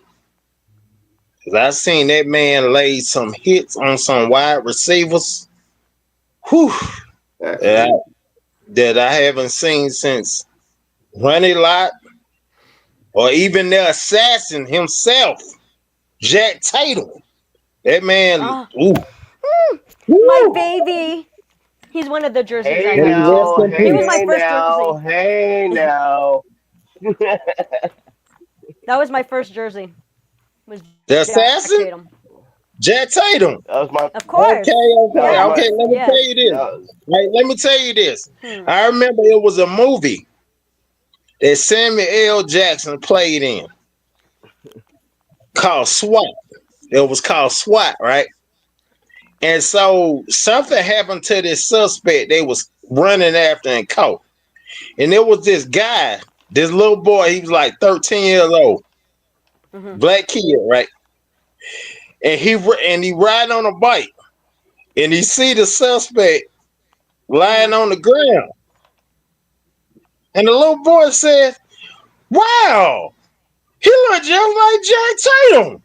Samuel L. Jackson said, "What the hell you know about Jack Tatum?" Oh wow. Oh yeah, hi, but getting back to Jamal Adams, his intensity, man, his playing style remind me of the headhunter Ronnie Lott, man. Where he hit so hard. He's a secret. Oh, I know. Paralyzing guy. Yes. I mean, not that I cheer for players to get hurt, but I love that old school balls to the wall playing. Oh my God, when they don't play defense no more. They don't play they can't because it's offensive driven. The NFL, because it's offensive driven. Look, I gotta say, like John Witherspoon, I gotta say, like, rest in peace, John Witherspoon said to Craig and Friday. I'm saying this: the NFL is so sissified now. You can't do this to the quarterback. Yeah. You can't do that to the quarterback. I'm like, damn it, what can you do? Yeah. You can't even fart in his direction without getting a flag. Exactly. Just saying. Yeah, I mean, they might as well call it flag football. But like everything is offensive driven because offense is what drives sales. I'm telling you, everything comes back down to the dollar. So many sports made adjustments because of that. They did it in hockey, and yes, hockey. I'm bringing it up. Hockey is my favorite sport, by the way. But anyway, Dustin I'm just saying, all sports. And Dustin said about politics a few minutes ago. Like I said, I was 12 years old. I was 12 years old when I saw this event. It was WrestleMania 3, March 29th, 1987, when Andre the Giant went against, may he rest in peace, one of the greatest wrestlers ever, Hulk Hogan. Yeah. In Pontiac, Michigan, in the Silverdome, right? So it's 3 hours before the main event. And Hulk Hogan said this. Well, you know what they say, brother. If the dirt don't get you, the politicians will. I'm 12 years old. I didn't know what this meant. And as I grew up, you do now. Yeah, Hulk Hogan was a real sweetheart, by the way. I actually got to meet. I got to meet him. Hulk Hogan was saying politicians are dirty. I didn't know that. I didn't know that. You got to me who now? Hogan. Really? Hulk Hogan. Yeah, I used to Really? work at. Yes. I worked at before whatever the fuck they call it now, but the Staples Center where the LA Kings and the Lakers, Dustin, you would know, play. Oh, That I know center. what they Rest in peace to Black Mama Kobe Bryant. There you go. So Hulk Hogan would go there for the arena football team for the Avengers, the LA Avengers, and I would meet because I used to work there, and I would run into him all the time. Very, very sweet guy. He was so cool. He was very, very sweet. He would like sign a bunch of When he autographs made for that everybody and stuff. racist comment, woo, them black wrestlers didn't like that. Say what? I say when Hulk Hogan made that racist comment, when he found out Brooke Hogan was dating a black man, woo, them WWE black wrestlers didn't like that.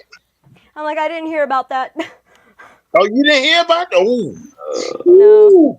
We're Sorry, going- Dustin. I'm going into sorry. wrestling. We're not going into wrestling, man. Oh, sorry about that, Dustin. Yeah, We're going way the hell out of this. Shoot me a DM, Harvey. I only like one area. I will. Tell me your name. And wrestling's not even, it's too fake now. It's not even. Well, we're talking about back old then, school too. when it was real. Old school is the best. It way wasn't to real go. then either. It was still scripted. Yeah, The athleticism is real. The talk was all scripted. Yeah. The conversations, that's what I meant to say. The athleticism is real. The conversations were scripted. Facts. So always. Yeah. Go ahead, Dustin. You guys have anything else you want to add on the topic of the linebacker receiver? Oh, linebacker. Oh, now you're getting on my safety now, buddy. My bad, safety. He meant to say safety and wide receiver. Yeah. Oh, safety and wide receiver. Well, wide receiver, I think that the front four that the Raiders got, really, I think that's who they're gonna go with in the regular season. And the guy who trying to get on that who trying to get a job,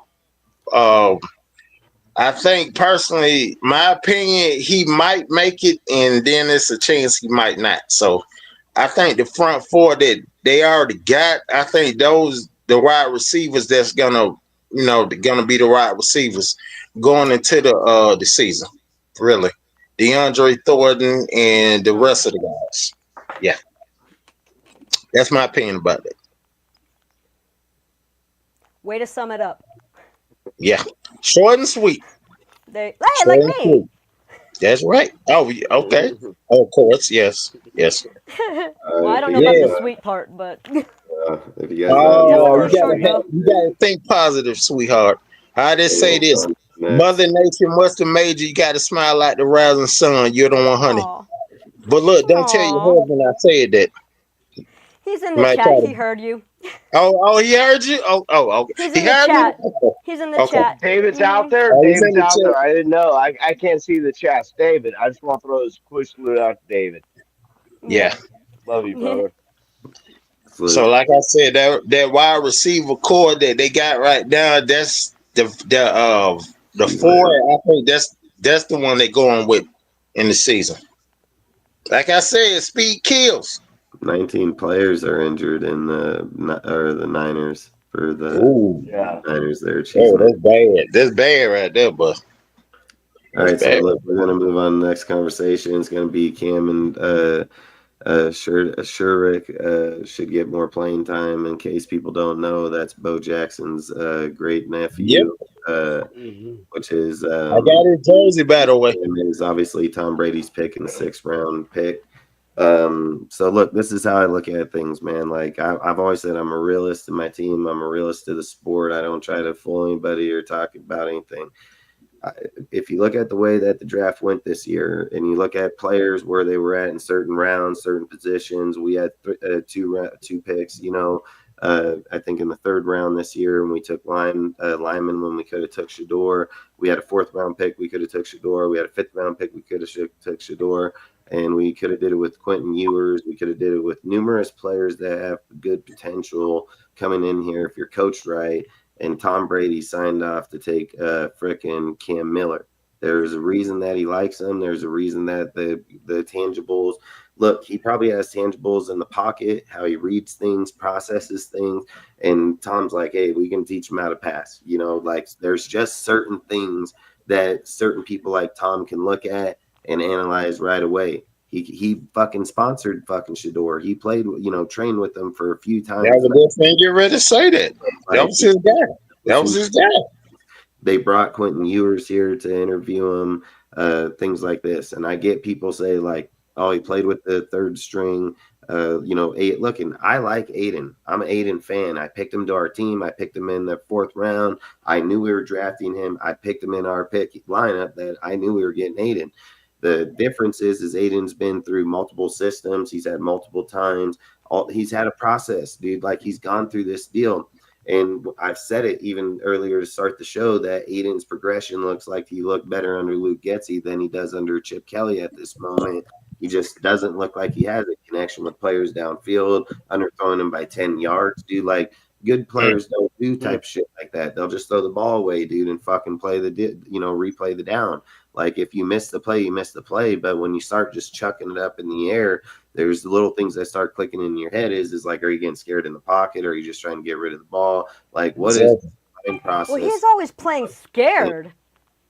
Yeah, like he's I told scared. Dustin. Like I told Dustin. Said this last Aiden year on about the corner. Gardner Minshew. I said Gardner Minshew, the problem with him is he runs himself right into traffic. Like he just fucking runs himself right into people. And that's what Aiden looks like he's doing this year. And look, I like Aiden, and I wish that he could have challenged and won the job. I had a lot of hope for the guy, like straight up. Oh, last season, yeah. He looked good in camp, but I've said it, camp body versus game body, it's not the same. A lot of people weren't even looking at Cam to say, oh, Cam can even come in here and look good at all. Like people were just saying, like 6th round pick, dude, he's a project, he's going to be here, blah, blah, blah, blah. Listen, Aiden's been here. He knows the receivers. He even had good chemistry with the receivers right away in practice. When he got in the game, he don't have that chemistry. Like it's not there. A guy like Cam, you can't look past it. And second and third stringers, all you want. The thing is the second that he took the field, he had instant chemistry with fucking. He don't have a killer instinct, that's one thing that tripped me out. Sherdick Jackson, he had instant chemistry with them right away. He came right out. Guess what? Jackson was in with fucking Aiden O'Connell way longer. He was with him the whole entire fucking quarters. Like he didn't get shit done with him over there. The second Cam come in, boom, makes him look like a fucking whole different player. Beating on dudes, throwing out here. You can tell the chemistry he has with him coming in his first damn game ever, and Aiden's chemistry with anybody out there. He doesn't have that connection with nobody. He don't have what he does with like Cam has with him. And I've said it, when players have a process of being able to get in and out, see shit different, and process it a lot faster. I've said Aiden's biggest problem is he just holds on to the ball too long sometimes, and he's not like Tom Brady. You know what made Tom Brady can fucking move in the pocket. He can see this. He can go here. He can get through. Like I posted a video about it on my Instagram about how fucking Brady gets through. Aiden will go like this, fucking pocket come, hold the ball, fucking take the sack. You know, like, I saw that in the Seattle game, throwing crazy 2 picks. I'm like, soon as you made that live a couple days ago prior to that game, when you said that Aiden O'Connell was in the training camp, you say he was throwing crazy, throwing on the side to the sideline. I said, uh-oh. I said, this don't sound good. That was Exactly. I was saying this don't sound good. This don't sound good. I mean, Miller had an amazing he played 1 quarter. Let's be real. It's gonna take more than that to wet my pants. He played like 9 minutes. I get that, but I'm saying, but he didn't play like a full game or anything like that. I'm just saying it's going to take a little more than 9 minutes in preseason to wet my panties. But he did come out balling, so I can't take that away from him. I want to see more time. Yeah. That was the point I was going to make. I want to see more time with him in the game, and to see that duo together, like you said, Dustin, too. To see him and Jackson play. Because you got to think. You have to think about the team like this. A lot of people look at it like when you replace a quarterback. Let's say that Gino goes out through the year, right? He's playing with the ones. He's out there practicing with them. So he knows those guys in camp. They're not switching reps at that point in the season. It's just the ones. If Cam is the backup for the two, right? And he has this chemistry with fucking Jackson, and they get fucking Gino go down, and he comes in, he can bring in Jackson to have his reliable target because he's been practicing with them in the two so long that he will have that familiarity in there. And I've said it, like a lot of times about when Renfro was here and Jimmy took over, people are like, oh, do you think he's going to do good? I said, look, that's Derek Carr's buddy. That's his best friend, like he's going to target him, dude. Like there's nothing saying Gino's going to do that shit, which he didn't, like just because one quarterback does it doesn't mean another one will, and it takes different. Everybody sees the game a lot different, the same way that they look at the players on the field. So I don't know. I think I would like to see Cam and Jackson more in this preseason for sure, like 100%. Yeah, you're right about that. Yep. Mike, how about you? Would you like to see them play more? What? Andy. Yeah. No. As far as Shadrack Jackson, that's who we're originally talking about. I think he had a great game, a great showing. I didn't know much about him, and I was really impressed with him. Uh, the fact that you know, I don't know if it was just Aiden didn't see him or if he wasn't getting the separation at first, and then when Cam Miller came in, he was starting to learn it better and get more separation. But he tore it up at the end of the game. Yeah. Cedric Jackson tore it up, so I think he has a chance to making the 7 people we keep at wide receiver, but more likely going to be in the practice squad. Well, initially they thought of him as only a fourth stringer, and now he's like looking to potentially be competing for a roster spot. Right. Yeah, I understand. So yeah, no, I mean yeah. same thing with Cam Miller though too, because I think they thought he was only going to be like still maybe think he's only going to be a third stringer. And now he's battling for potentially backup. Like I said, it was only one quarter. Cam come in on 3rd and 25, throws a 41-yard touchdown. 41. Jackson, then he comes back. That was a thing of beauty. That was a thing of beauty. The defense gets a stop, comes back in, drives right down the field, goes for a fucking field goal. Then the defense gets another stop. He gets the ball around 20 seconds, fucking gets back downfield for the fucking field goal to kick the game-winning deal, gets blocked, and fucking goes. Like, the kid has rhythm. Like, he has the consistency. It's like, I've said it. I'm a big-time Aiden fan, dude. Like, you should have consistency with somebody out here by now. He don't have a killer instinct. Aiden don't have a killer instinct. He really don't. No. Dude, I've said Derek Carr. You know why Waller and fucking Renfro had those yards, 1,000 fucking yards? Because they got targeted a fucking 110, 100 times, dude. And guess why they got targeted? Because that's their dude, and everybody was injured, so he was fucking darting them up. Like there's a big difference when you're doing things like that. So I don't know. I mean, like I said, I don't know. I like. I'm with you on that, Rudy. Because I was saying the same. That's my point exactly. It's like, okay, I appreciate his effort and what we saw and everything, but it, like you said, it was 9 minutes in the fourth quarter against fourth stringers. Cam played against second and third stringers, so I don't know where the fourth stringers are. When Cam took over at 9 minutes, he was second and third string players. Because initially they thought he was going to be fourth stringer. I mean, it doesn't matter. The point is they weren't like first stringer or anything that he was playing against. But I mean, that's even besides the point. So he made a couple of really amazing plays. Like you said, I would like to see him get more time because I want him to see him play more. I want to see what he can do like on a consistent basis. Playing for 9 minutes is not filling me with confidence that he is a consistently good player. Let him play there were plenty of he can play that. Huh? What? Who? No, who? Dustin, what'd you say? Oh, I said I want to see him play the half. Yeah. See, I mean, exactly, and more than just one game. That's just my humble opinion. Oh, you're right. I do think. Yeah. I like Cam Miller. Cam Miller showing he's got guts. I like that. You guys The have one thing anything I else? was going to add to, never mind. Mike? The one thing I was going to add to it, I mean, they're saying, he's playing against whether they're, I'm talking about Shador again. Whether who he was playing against, you can only play against who's in front of you. And if they're weaker than you, then you better beat them. And he beat them. So, Are you talking about Shedrick Jackson? No, yes. Shador Sanders. Oh, no, because I heard him say Shador, No, but I'm I wasn't not. sure I'm if he not said talking the. about. I'm sorry. I got No. Yeah. Shedrick. He said Shedrick. Jackson. Oh, okay. He accidentally said Shador. That's why I thought that too. Did But okay, I? Shedrick Okay, I'm Jackson. sorry. Gotcha. I didn't. No. Yeah. You're fine. You're fine. No, you good. Clarification. Just wanted to make sure. Just wanted to make sure. Yeah. That's yeah.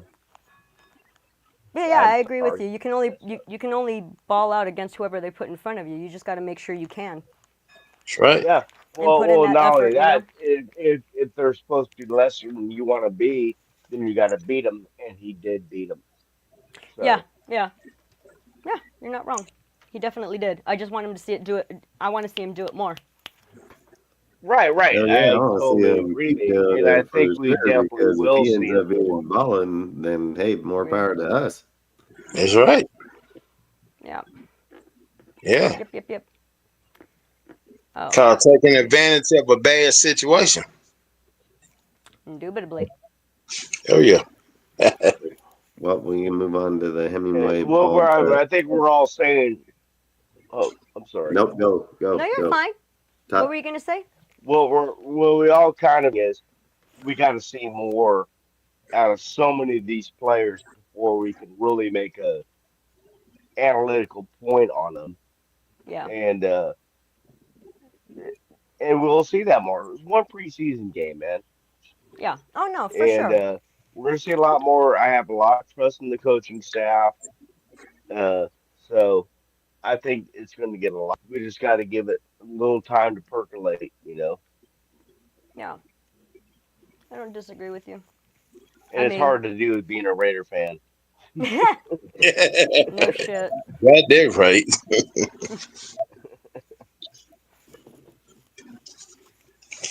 It's been percolating for decades. Yeah. Yeah, you're not too wrong about that. Hey, what's the next topic, Dustin? We're going to talk about Hemingway, man, frickin' DN for the Raiders. Basically, he played out pretty much most of the whole game. He played all the way into the third quarter. Frickin' this dude right here showed massive gain inside this game, man. Like, he was one of the better players easily inside there. Really good pressure off the edge.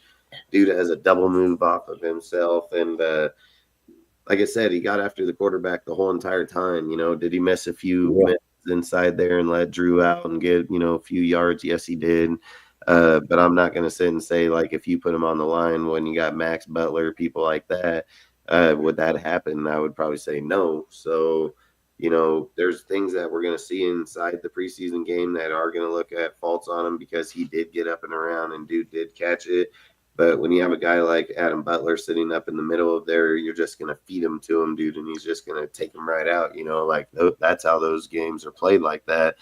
You're looking at individuals. I've always said when you're in the preseason or in camp at this moment, you're not looking at the whole team as a whole. It's like, where they're saying like, they're playing these string or these players. They're at the end of the day, the coaches are looking at the players and they're just looking at who's standing out, who's the ones know it, who's the ones grasping it. Everybody else is just common people. They just draw a line on them. Like, they're not even paying attention to them. They're looking at the standouts because, like I said earlier, they already know the base of their roster. They know who's starting, where most of them are going to be.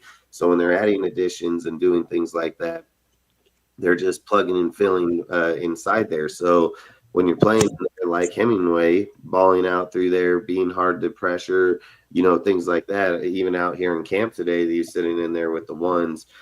Same as Kelly. Kelly sitting out there with the ones, the cornerback that also played really good out there. He's playing the opposite of Eric Stokes out there in camp right now. There's going to be these players that are going to stand out because they're just getting their job done. Not everybody's going to get it done. It's like earlier about Munford or things like this that are going to be on the line. They're going to try to move people around because they did draft Rogers and Grant. They're going to want to try to put them in and get the practice and get beat. They want them to get beat because you can only get better once you get beat. And if you don't, then you just crash and you're going to move on. Like, it's a pretty good line that this isn't what happened. They didn't just come out, play good right away, and they're like, see, I told you, like that kind of shit, because now you have the downfall of that too, and you have the up. So you don't know which way you're going. At least here, right where you're at. He fucking didn't play good. He fucking was down in the bottom. If you coach him up and he gets better from there on out, then you got a good player, because he's only going to build as he's learning. It's like I've always said, the guys that jump out in the middle and they get stuck there, you have two types of people. Some people get lucky getting out there in the middle right away, so they ain't going to get to climb. It's the people that crawl before they walk before they run, and then you take the fuck off. It's the people that study it over and over. They're programmed to it. I've always said it's just an extension to your body. It's just like when you study a degree or go to school for certain things, your mind gets trained to certain things, certain words, certain graphs. Like, it's just what you do. When somebody says it, you're like, oh, I know it. And then there's other parts of your mind that somebody says something, you're like, I don't know what the fuck that is. So it's just everybody's wired different, everybody's built different. But I've just said, I think when you're looking at how our team is, you got Hemingway, you got Kelly, you have certain people that are going to pop up. It's that rugby player. I can never say his name. The rugby player that's here, that's an exchange student. Oh yeah, Lakatasi. He played good. He played good. Yeah. But if you look at his video, did he maul the shit out of people? He pancaked that son of a bitch, man. Yeah, exactly. He looked like he just mows over people. But there's one big thing you have to look at that. When you're playing at that, the thirds and the seconds, it's his game speed and how he fucking maneuvers himself. Because when you're playing against people like Watt and fucking dudes that are fucking badass up on that line, you can't be fucking just, barely moving around, just. When you're bigger, you can maul a guy over, but there's a difference. There's guys that say hike and say, pow, get the fuck on the ground. And then there's guys that are just trying to wiggle your room because you're bigger and move them right out of the way. That's kind of what he did in this game. It's like his fluid isn't like other people. It's going to take him a few years. Could he be good? Hell yeah, I think he can be really good. But you got to look at the way that they move, the way that they're going, and you can't confuse it to say like, hey, he had a good deal and let's go start him. Yeah, look, he did dominate the competition that he was at, but it's the way he moves that shows like he can't go out there against NFL #1 players and think you're going to go start out the year against the fucking Washington, the Eagles, the fucking Chargers, and just think you're going to go. They would be a mistake for something like that. You want to go with somebody that has experience, veteran type player. And look, it's no disrespect to him. I'm saying it's a few years with him. But when you're looking at people like Hemingway and you're looking at people like Kelly, there's a difference. See, Hemingway, man, he looked better than goddamn Tyree fucking Wilson. Like, he got better twitch. He has a better movement, outside move. He can get by a fucking guy. And when we're just being real and not being biased, like, do we draft guy? Do we like a player? Yes, yeah. I mean, I get that, but I'm not that person. I've always said I'm gonna call it for what it is because it's the only way you can fix the team. And if Hemingway comes out in this fucking Niners practice and then the scrimmage and then goes to the preseason and he's fucking playing the same way, I mean, I've said it. Tyree's a good dude, but we're not here to be friends with players. We're here to have the best players. To win games. Exactly. It's what's best for the team. Exactly. Yes. And if we're not paying attention to those things, dude, that's why we're going to be in these 20-year slumps. And Pete don't got 20 years. He got 4 years at best, 3 at most. Exactly. That's how we got to measure his success. If we're not trying to trade off a deal because Gruden wins his case and he can come back and be a Raider, like, do I love Gruden? Yeah. Would I love to have him here? Hell yeah, dude. I wouldn't even argue. But when you got Pete, it's like I've said, you're not trying to ruin something that's already here. You want to keep it there. You want to develop it. You want to give it the chance. Like I've always said, you revert in the past. History repeats itself over and over. It's just what it is. That's why they build statues to say, don't do that again. That's what it's really done for. But at the end of the day, and it's a reminder, not that's what it was, or that's how it is, or don't do it. It's just a lot of things of these facts. But I've always said when we're trying to look at the players or where they're going to go, I think you look at, like I said, Kelly's can be a good option here. That's why he played with the ones today outside of Stokes. He'll probably play in this practice here too. It's a good competition because you got Purdy, you got people. I don't even know if Purdy is injured or not. I don't know. There are 19 players, but I do know that they still have Mac Jones as a backup. They got a quarterback. So, and I think they got players and they still got people, but I just think for us, if we can get Kelly and Hemingway in there, and then look, I've always said if you just play Tyree at DT and just rotate him in and out, he demands double team. He's a bulldog, dude. Like he fucking is a bull rusher. It's all he does is just mow people, try to push people over. He doesn't have no moves. He doesn't have nothing. And Hemingway, dude, he showed you in this game. Like, if you watch the video on him, that dude is fucking pretty nice. Like, he gets in and out. He's got, like, if you even watch the dude that went to the God damn it, he went to the Giants, man. They drafted him this year, fucking Dual Carter.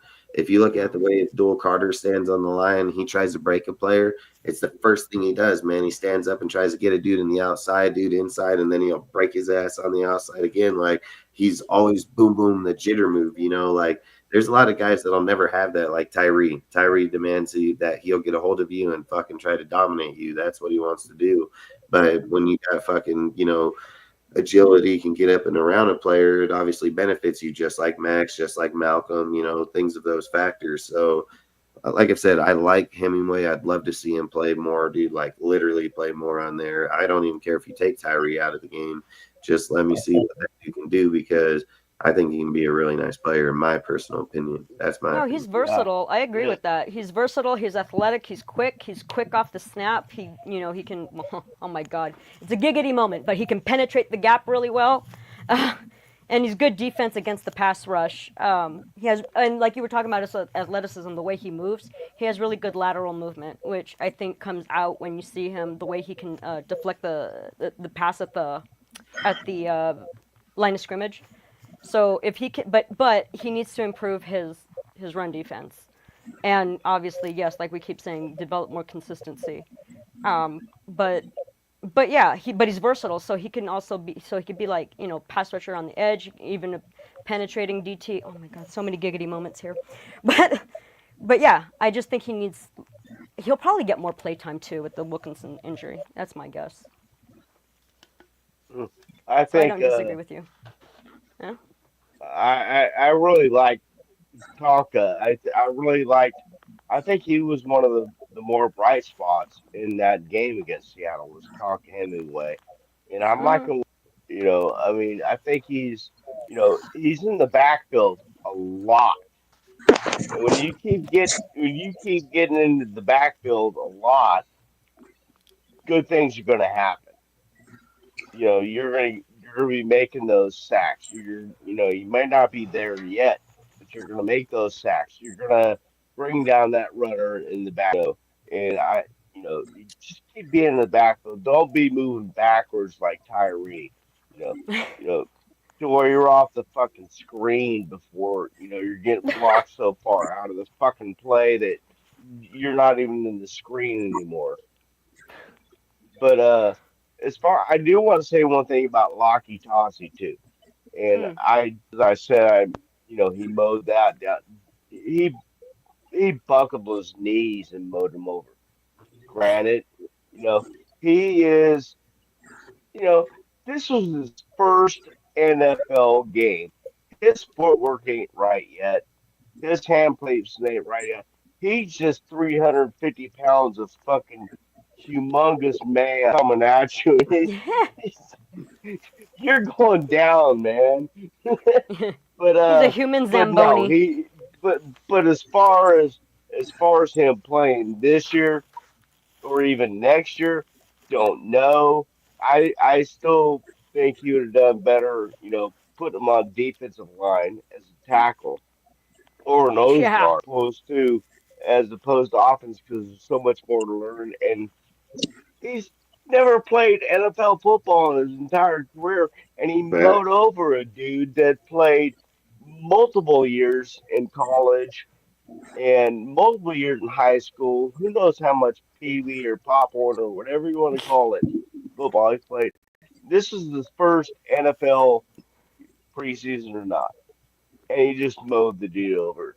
So that's saying something. That's showing Sometimes that's all you got to promise. do. That's showing. That's yeah. Just mow him over, man. Mow him over, man. Leave him bald. You know. But Yeah, I would like to see him on the yeah. defense I too. mean, but he's a way. He's a ways away. Weston said. I mean, he's not. Like It's he's a going few to years start. from there, or even like it's like you just said a minute ago. Like he's never taken an NFL snap till he got here.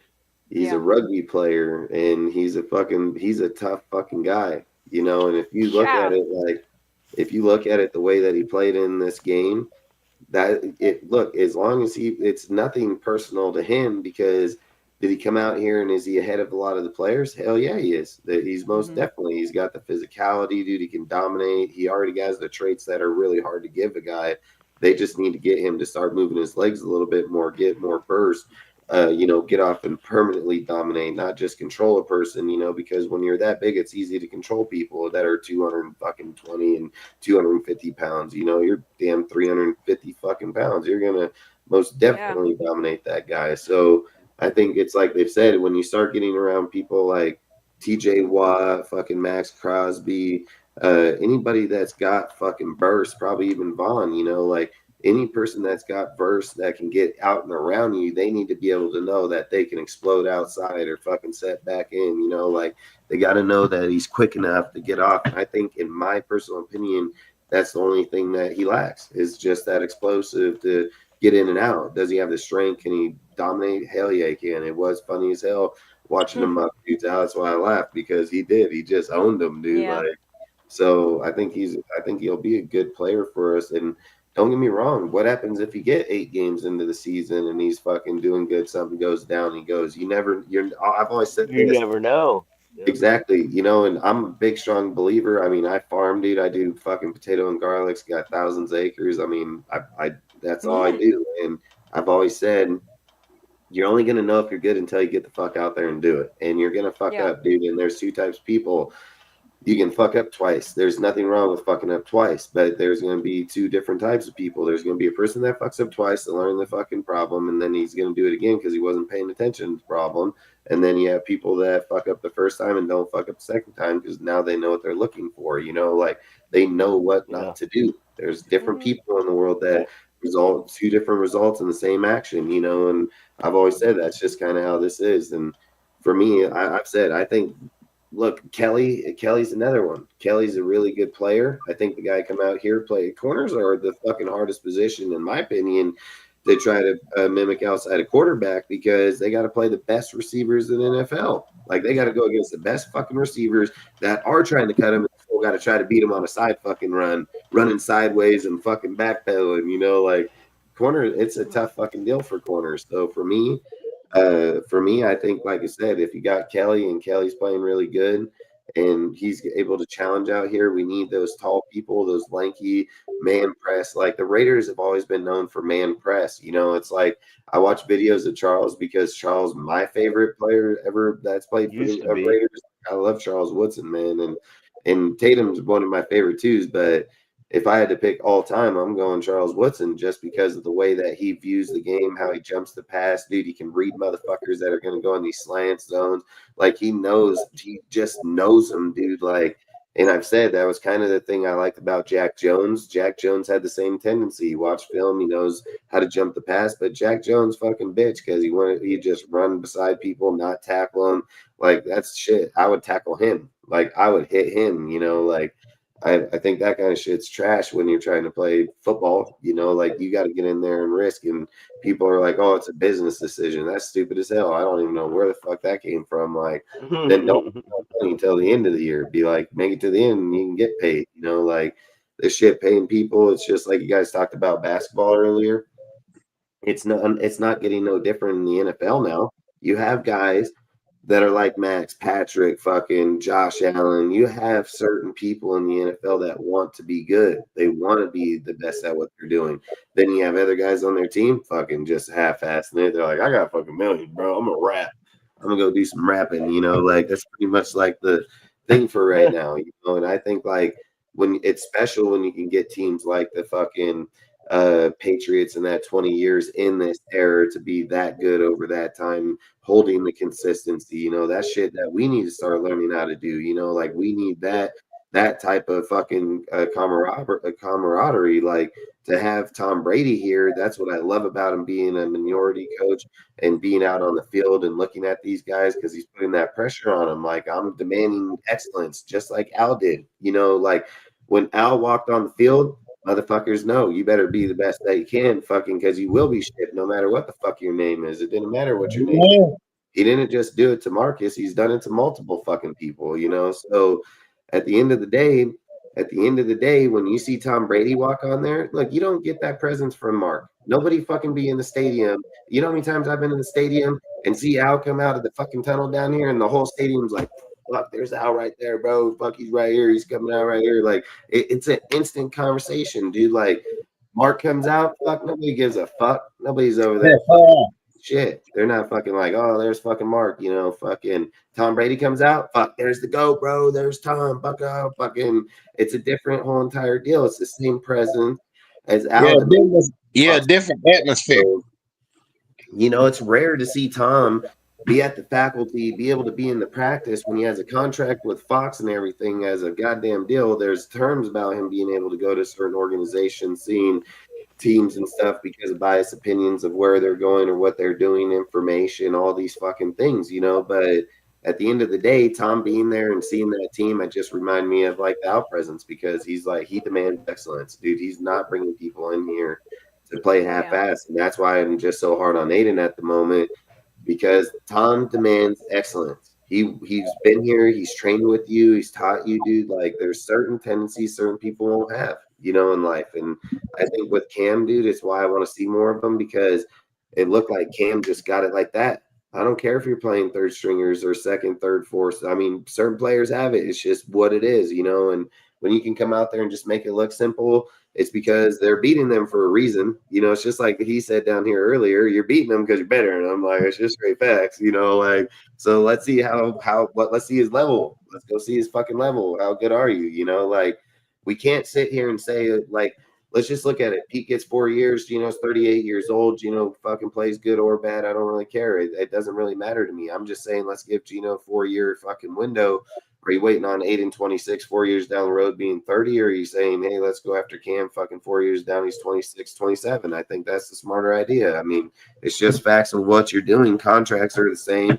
If Aiden can't show up in this deal or can't show up at the preseason game, you got to fucking put the next guy up. I mean, if we're sitting here saying like Aiden's a better backup, what are you planning on Gino getting hurt? Like what other fucking team is saying, hey man, let's go fucking Patrick Mahomes gets fucking hurt. Let's see fucking Gardner Minshew. Like they ain't fucking trying to say that. There ain't nobody out there doing that shit. Like good quarterbacks play. Just like Derek Carr. You be fucking lucky. See Derek in his whole career, fucking broken red, bitch, run outside, break it back in, run back in. Like, motherfucker, don't want to miss a play. I don't want to miss play. You don't want to fucking miss nothing. Like, when you have your starting quarterback, you have your starting quarterback. Like, when we're holding on to Aiden, this is how I feel, in my personal opinion. You hold on to players like them when you're in the playoffs and when you're pushing for a Super Bowl. Because if you fucking get your quarterback hurt, you need a guy to fucking replace them. What does it matter if you replace your fucking broken down quarterback in week fucking 3 or 5 and then you get a 50-50 quarterback? Like you're just ruining fucking the way of drafting. You're ruining a lot of things and you're not winning. You're not pushing the playoffs. You're proving a pointless deal at this point. Like what's the point is that the way that these things have worked over the time, it's just facts that when you can get your quarterback as a rookie on a rookie deal, you have better success. Your fucking business can venture out and start buying all these fucking other players because you're not giving them 50, 60 fucking $1 million. You're giving them fucking 35 million on 5 years, and then maybe in 3 years you give them a bigger deal, kind of like Patrick Mahomes type. But I'm not saying him. I'm just resulting in how they did his 2 years before the end of his. But you just work those type of contracts if he's that good. But I think holding on to Aiden at this moment, man, and if Cam, that's why I want to see Cam play in the scrimmage, play in the game, play in this next. Like, we got to see who the fuck he is, man. Like, we don't need to go through this whole year and hold on to a player for no reason. Like, there's no fucking point. You hold on to him, then you're going to have to fucking either give him $10 million to stay here or you're going to lose him. And I hate losing people. Why not just trade him, go get a 6th, 7th round pick? We already seen what Spytek can do.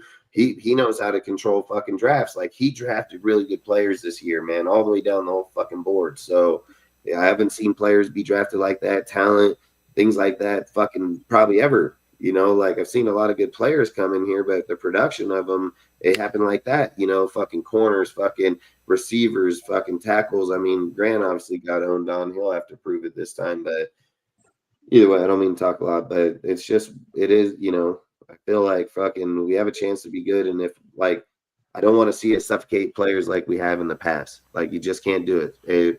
Cam showed that he knew the system like that. It was a whole different feel. Everybody got to agree. The fucking dude just come out. He just owned it. He owned it. It didn't look like it suffered him. I don't care how people were coming at him, what people are doing. You're still playing NFL players, you know, like he fucking owned it. He fucking moved around in there and made it look simple as fuck. Like, he didn't stress it. Like, I watched Aiden fucking, you know, just like. But he's always scared. Doesn't matter where he's playing.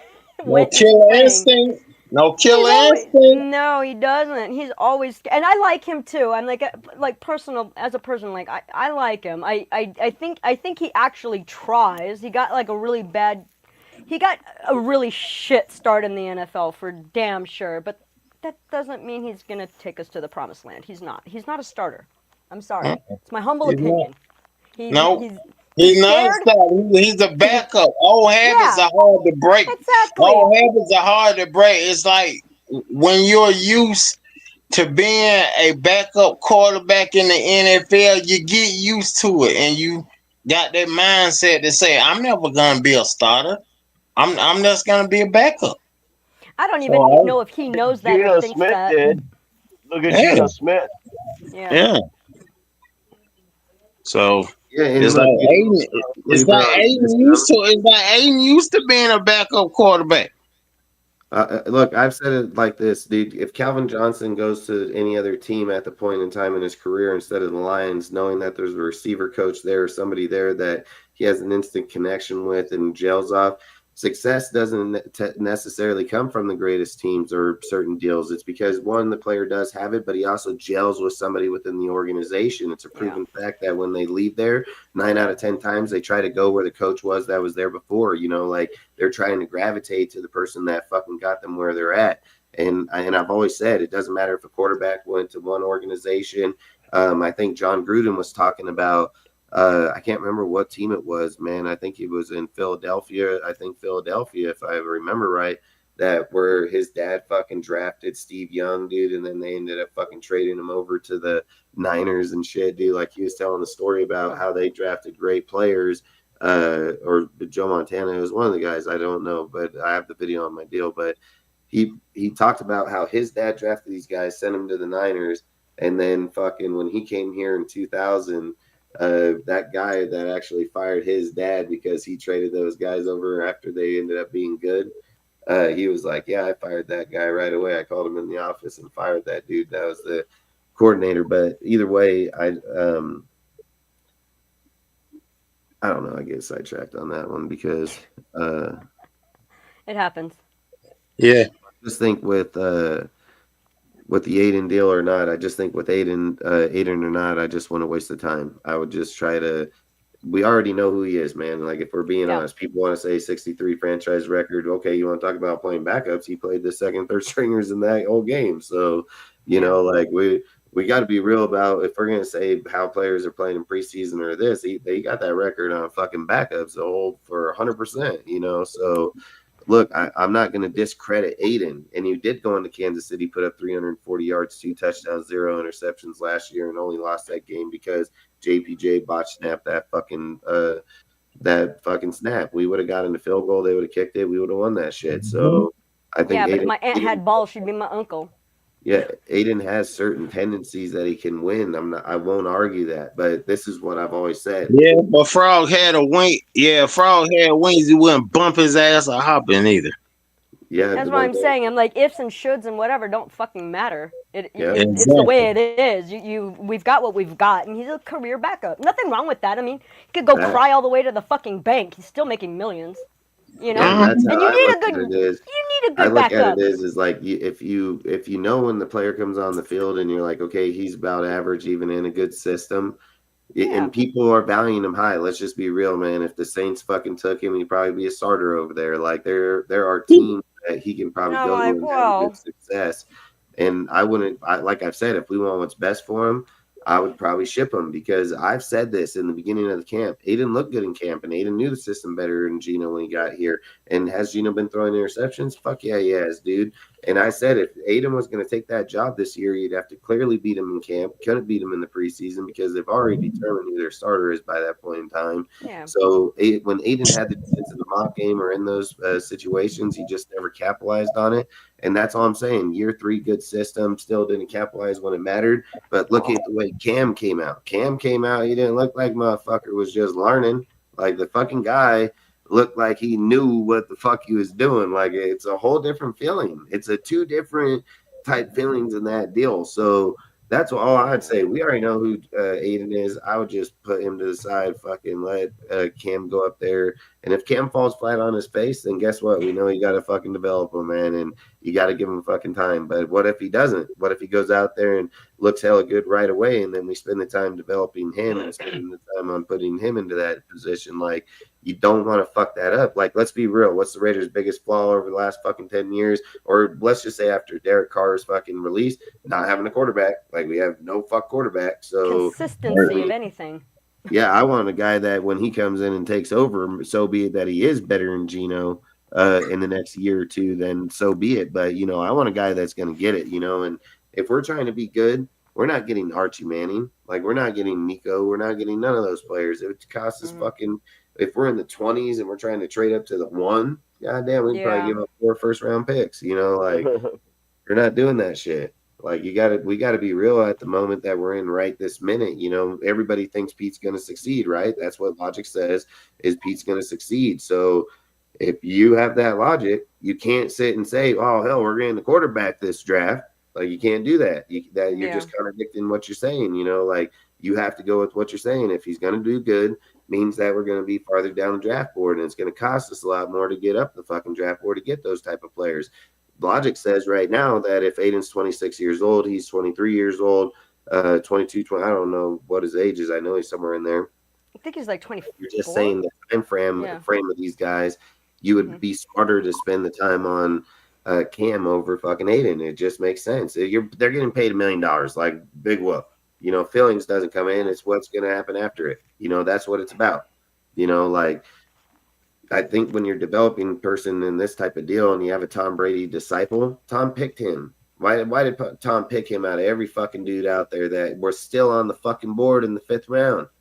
Tom could have easily been like, hey, man, he could have told them straight up, listen, if Shador falls past the 3rd round, take him because everybody's talking first, right? Everybody's saying Shador going to go first round, blah, blah. Tom as who he is, the guy is a winner. He's smart as fuck. Damn well he would have said, if Shador makes it past 3rd or 4th round, man, pick him. Just take him. We got 2 3rd-round picks over here. Just grab them. But they never did. They never pulled the trigger. And then as you're getting later in the deal, you're like, okay, Quentin Ewers, 21 years old, fucking Texas, played really good, man. This guy gets in the system for 4 years, develops. He's 25 years old when this fucking kid starts, dude. Like, he better know how to play. And at that point in time, we still don't take him. And then fucking Tom says, hey, man, I wasn't going to be part of that, but that's my guy. That's my guy. And then his first game comes out like motherfucker. Like, I'm telling you, he just played at a whole different level of fucking football. Like, my deal was the Tommy Metlock and him comparison. Like, they both played in the bowl game. They both had the same stats. Did Cam beat him? Yeah, but fucking only by a touchdown, like their stats were damn near mimicked, the whole deal. So I was kind of weird. Like, why did you pick Cam over Tommy Metlock? They're pretty much the exact same. You bring Tommy in here, you want to make him a receiver, all these positions. Like, you assume he's faster. Like, he obviously had good stats. But Cam, there's just probably something different. The way he processes the ball, the way he gets it when he gets out there, how he can see people coming. I've said peripheral vision is a massive deal when a dude blows off your outside, dude, and he can see that out there like this dude got by. And I've always said that's what makes great quarterbacks is the dudes that stand on the line, dudes coming around on them, and they just suck inside on them because they know they're there. Toro that bitch, you know. But I've said his biggest fall is he'll just grab the ball and hold it. He'll just go down, and you can't do that in those situations. Yeah, that's right. Mobile or agile. But either way, let me see what else we got to talk about. Oh, Mike wants to talk about the O-line. I think he stepped off to either to go piss or go grab a beer. No problem. You want to talk about the defense, Harvey? That was your topic. Oh yeah, yeah. My thing, yeah. My thing with the defense, 30 missed tackles in the preseason ain't gonna cut it. They teach you this in high school football. They teach you this in college football. You use both arms and you drag the opponent down to the ground. In the NFL, these players, whether it's the quarterback, the running back, the wide receivers, the tight end, they are fast. That one arm rep, tackle, and crap ain't gonna work. Cause them players will swat your hand away like swatting a fly. That ain't gonna work. That ain't gonna work. And I take tackling very seriously. Cause like I said, I was a right outside linebacker. I based my game on the greatest defensive player ever that played, Lawrence Taylor. He didn't use one arm. He didn't use one arm. He used two to sack an opponent. And this it pisses me off big time the way that these Raider players are actually doing that. It really is. It really is. So until they start doing better on defense, Raider Blue, they're gonna be in they're gonna be in a hell of a lot of trouble on defense. Raiders still gonna be at the bottom of the list of the teams they got the sorriest defense in the NFL beside the Atlanta Falcons. Yeah, you ain't wrong. You ain't wrong for sure. Yeah, I got one question to ask you. Do you have an Instagram? Yeah, I do. It's I'll put it. Harvey, can you see the chat where you're at? Yes. Okay, I'll put it. I mean, I can't see the chat. Just go ahead and tell me. It's Blue Richards. Blue like my name, and Richards with an S at the end. Yeah. Okay. You'll see you'll see like a hold on. Where's my phone? I'm gonna show you because I'm not the only Blue Richards in the world, shockingly. Yeah, but I will show you what the picture looks like at least, so you kind of have an idea. Okay. Oh, for the fuck's sake, man. So now when you spell Richards, is the R gonna be capitalized? Well, it's if you just type in Blue Richards, you'll see it. But and it's separate, not all together. Unless they're fucking around on the lot. Look, that's the picture. Well, hello. When you type in Blue Richards, you'll see a picture kind of like that. That's the profile pic. See, like me on here, it's me. Okay, so it's Blue then space Richards, correct? Yeah, and I think like the main thing is Sapphire. It's Sapphire DeVille, but which was my wrestling name. Sapphire DeVille. Okay, yeah, they remind me of a car. It was called Cadillac Coupe DeVille. Yep. Oh, I know exactly what you meant. Yeah. So, like I said, back on that defense problem. If the Raiders continue doing that, the Raiders are gonna be at the bottom of the pile when it comes to worst defenses in the NFL, next to the Atlanta Falcons. That was the sorriest defense in the NFL. We was 24. The Atlanta Falcons was 25. So I'm like saying that defense, they have to rap with both arms. Pete Carroll got to instill that in them. Pete Carroll got to instill that in there, in them, y'all. He really do. Because what they doing, it don't make no sense. They get paid millions and millions of dollars to tackle well. You supposed to learn your craft on how to tackle, first of all, in high school. Then you excel in college. But I've always said, I don't know how the fuck know this in pro. Tackle a motherfucker. Yeah, that's what I'm talking about, man. You supposed to know this in high school football. You supposed to excel your tackling skills playing college football.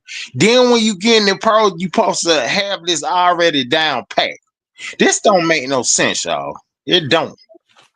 And once again, I'm gonna tell y'all this.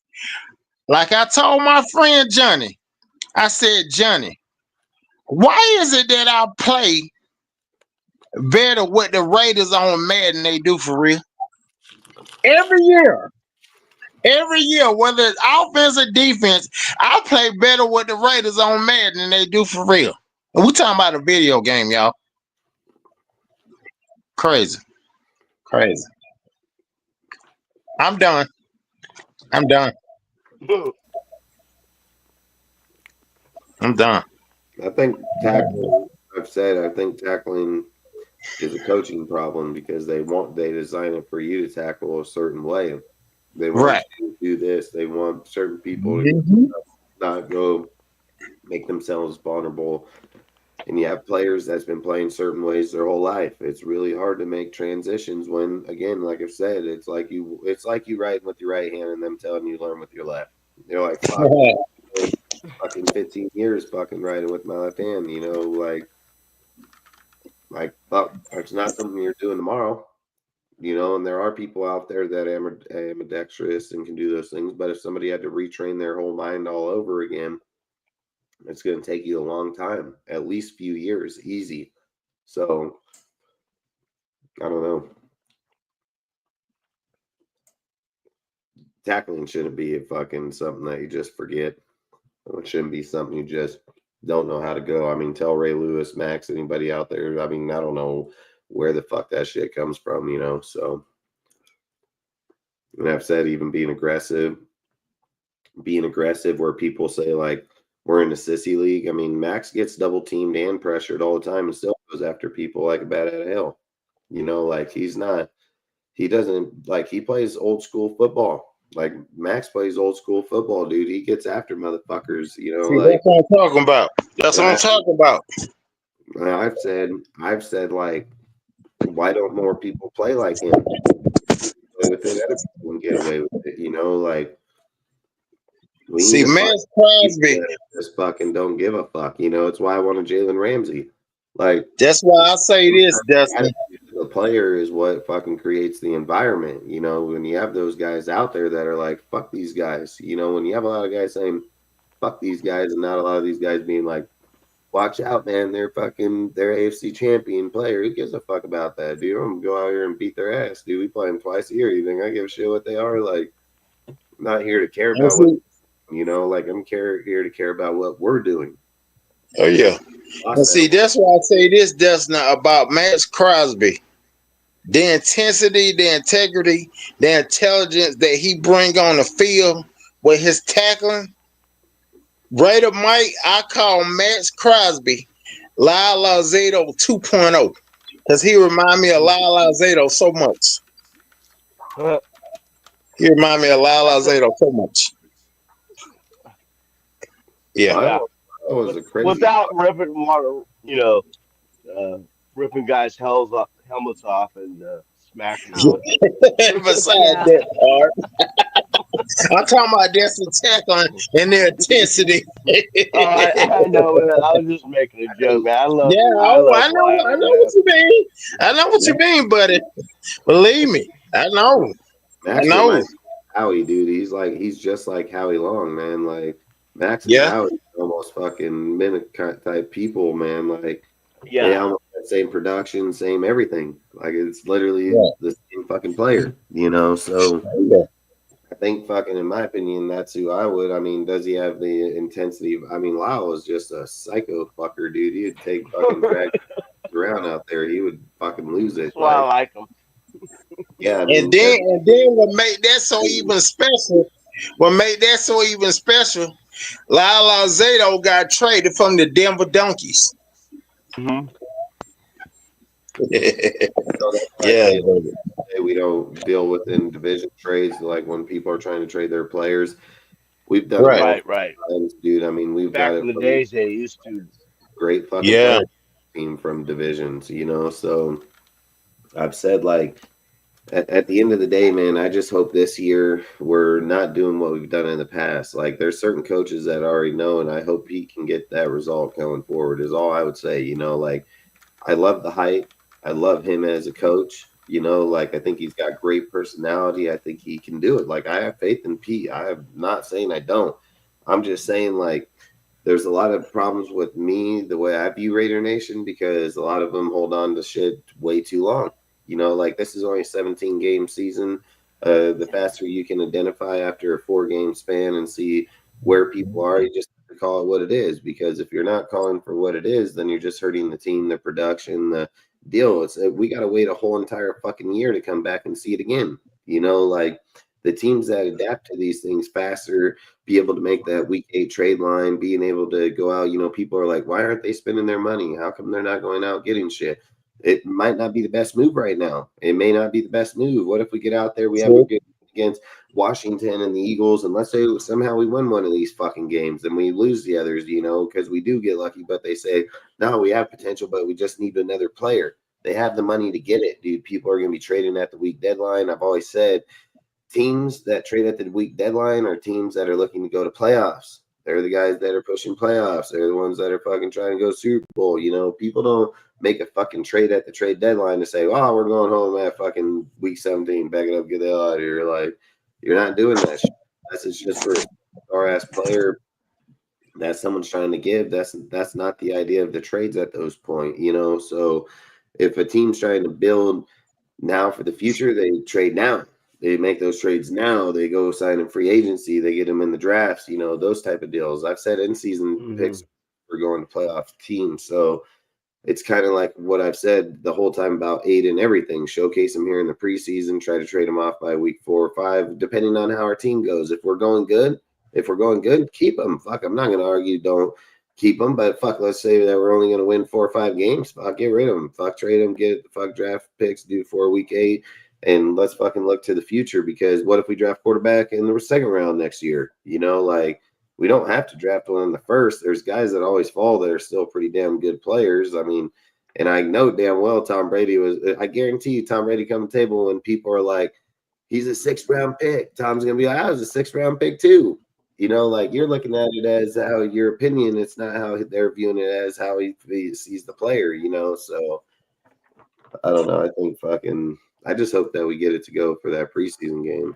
But Mike, you said you wanted to talk about the offensive line. Yeah, that'd be cool. All right. Offensive line, man. You know, this is one of the things that's kind of perplexing me about the Raiders coaching staff right now is that you know, I understand, I mean, there's different ways to look at it. I mean, are they moving these people like Jackson Powers Johnson to right guard and putting Jordan Meredith in there because, both of them snaps at that position to see how they do? Because Jackson did not look good at right guard. He looked way better at left guard than he did right guard before he played center. I'm just saying, you know, and one of the things that really disappointed me about Pete was Extra. the statement says, what are your, well, how soon you need to have this offensive line, all five guys, in place so they can start getting camaraderie. And he says, I don't even, I have no timeline on it, and it might not even be into the first week of the season. That disappoints me a little bit, because we all know we're not stupid here. Offensive line, you have to have continuity, you know, and you can't get that by keep switching. But hence, it's only training camp, and the fact it's only one preseason game, but it makes me wonder why, just not, because Pete Carroll is all about compete, right? So, okay, well, you're going to tell me that Jordan Meredith is beating Jackson Powers Johnson out of the center role? No, I'm not buying that. It's all about compete, and you'll play. If you're better, you're going to play there, and that just blows my mind. I mean, I don't really know what's going on with their thinking. I don't know if it's because he's really trusting, in Brendan Carroll on the offensive line. They got Joe Philbin there, man. Philbin, but Philbin's taking a lesser role. He's not the offensive line coach now. Now it's Brendan Carroll. So who's running the ship there on the offensive line? And why? I mean, granted, it's one, but our starters were playing against second string, and they looked like shit. I mean, uh, even Genty had one rush for like what 3 yards or something like that, and then he was 4 yards. tackled 4 behind the yards. line the next two plays. Yeah, yeah, he lost that more in the backfield because he's -1 or what was he minus something, -4. or -4. -1. It was -1 yard. -4. Yeah, Oh, -1. I mean Okay. -1, 3 attempts. -1. Yeah, he got 4 yards and then yeah. Anyway, pathetic.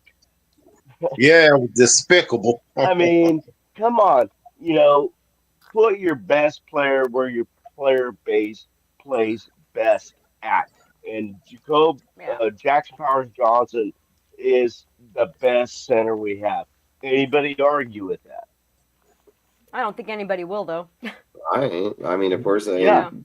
that's what I'm saying. So why isn't he playing to get another guy on the field?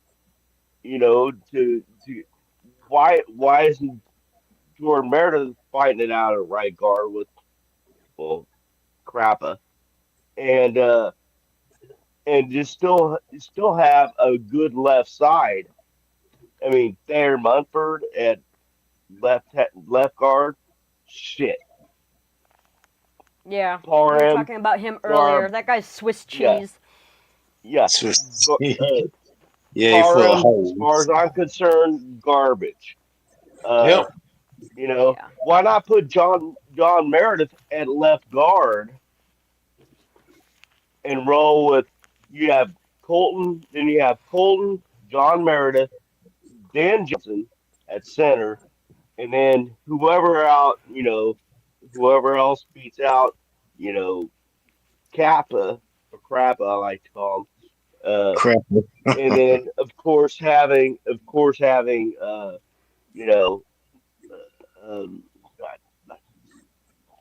DJ at right tackle.